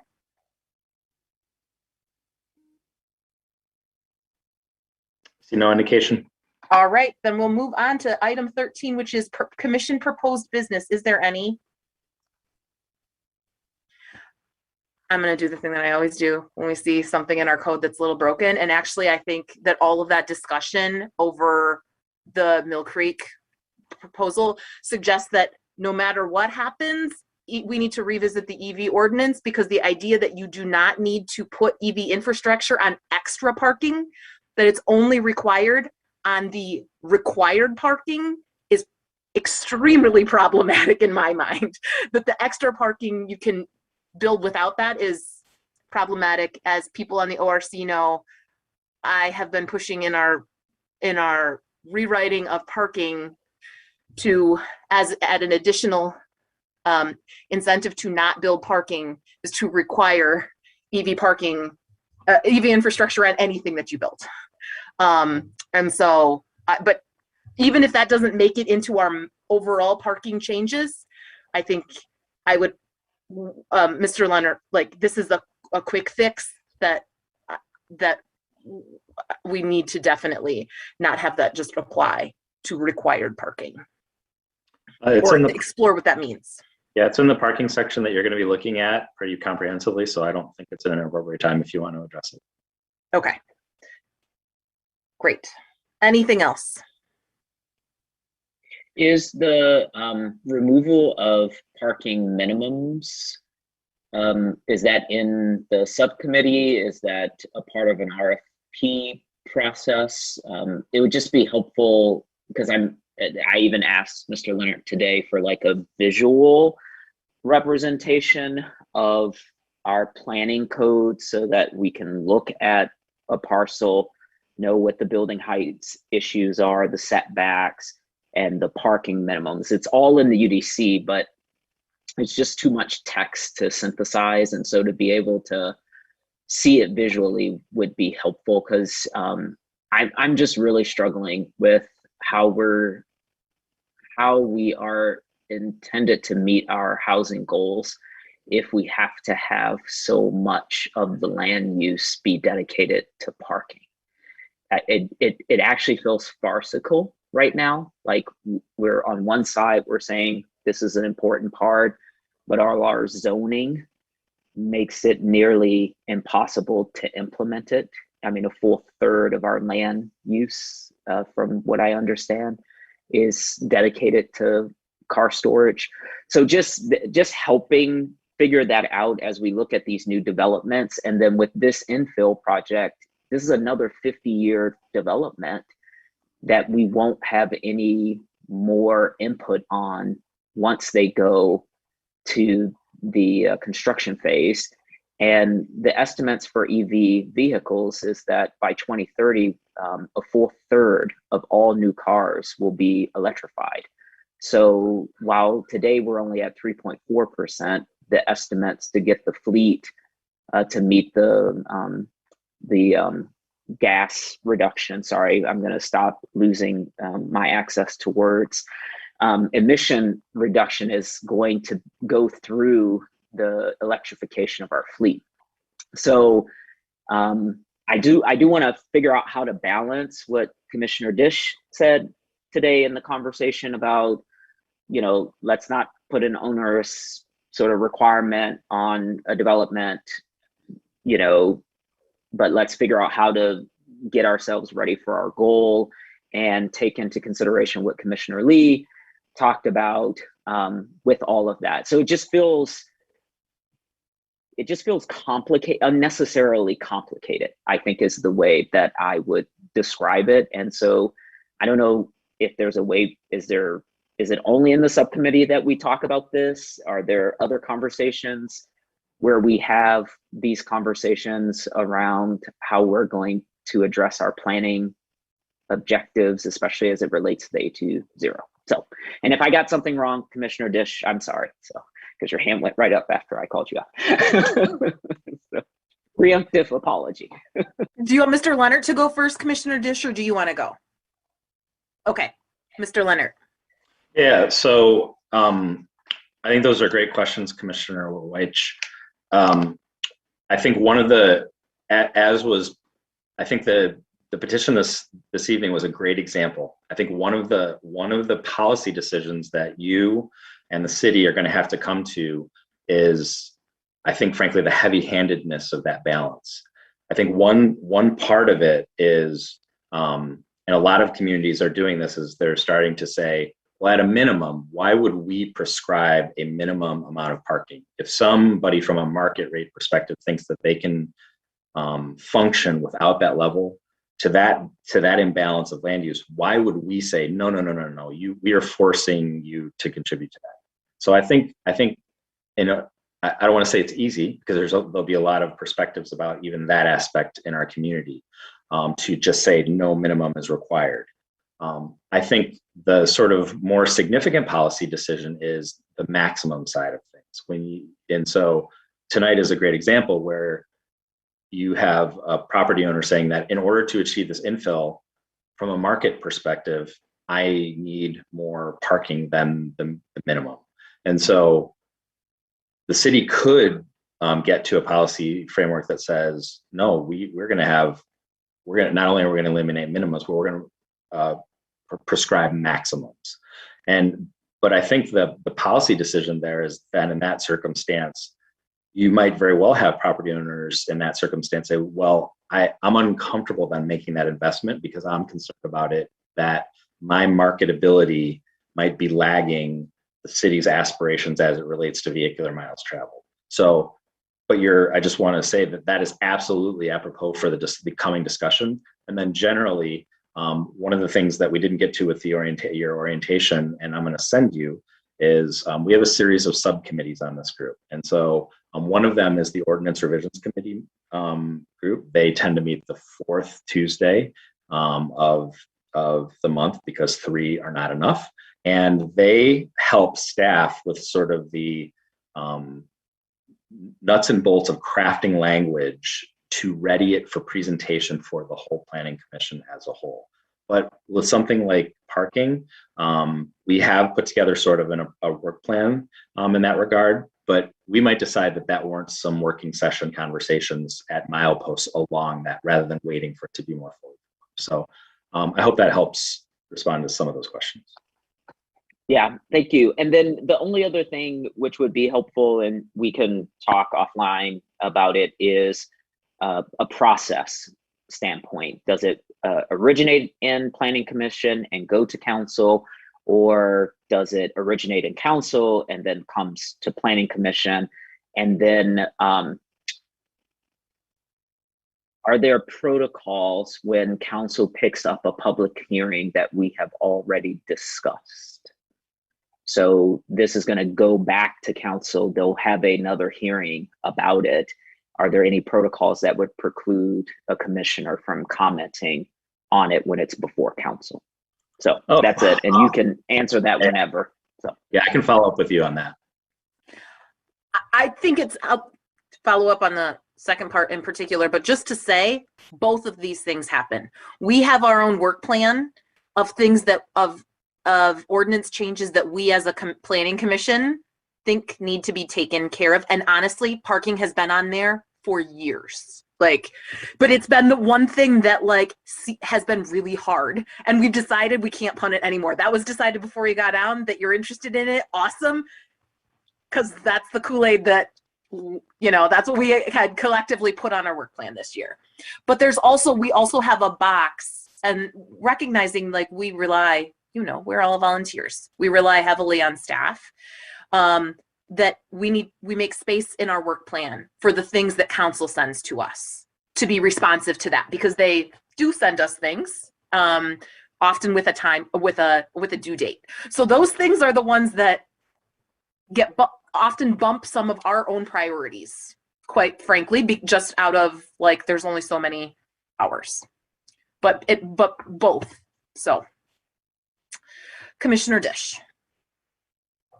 I just wanted to say that I appreciated, Commissioner Weich, how starkly you put the insanity of our affordability goals alongside our parking minimums. And there are members of council who are also initiating the, could we revisit this idea of parking minimums? So this is a case where it's coming from both. And so, you know, I do think that tonight's discussion showed the need for revisiting it. And I think this project was a little bit unusual. I don't know how often we see infill projects. And so what struck me as weird about it, or like hard to get my head around, was they were actually proposing fewer parking spots than required for the new housing. But the site overall, with its leftover 2 PERS, averaged out higher. And so it just made it really hard to think about it.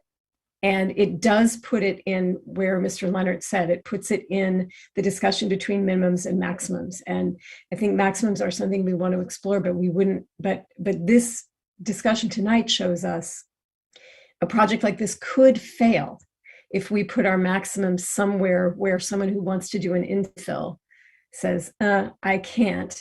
And they're sort of too remote to assume that there's enough public transportation, right? So but anyway, I just think you put it really, really well, and I'm grateful for how you put it. Anything else during commission proposed business? We got like another hour. Yeah. All right, then we're on item 13, which is adjournment. Anyone move to adjourn? Moved by Commissioner Abram, seconded by Commissioner Sauvé. All in favor, raise your hand. That is all hands, and you can wave good night. See Good night, you, everyone. What is this? This is the 3rd week. No, so only ORC meets next week.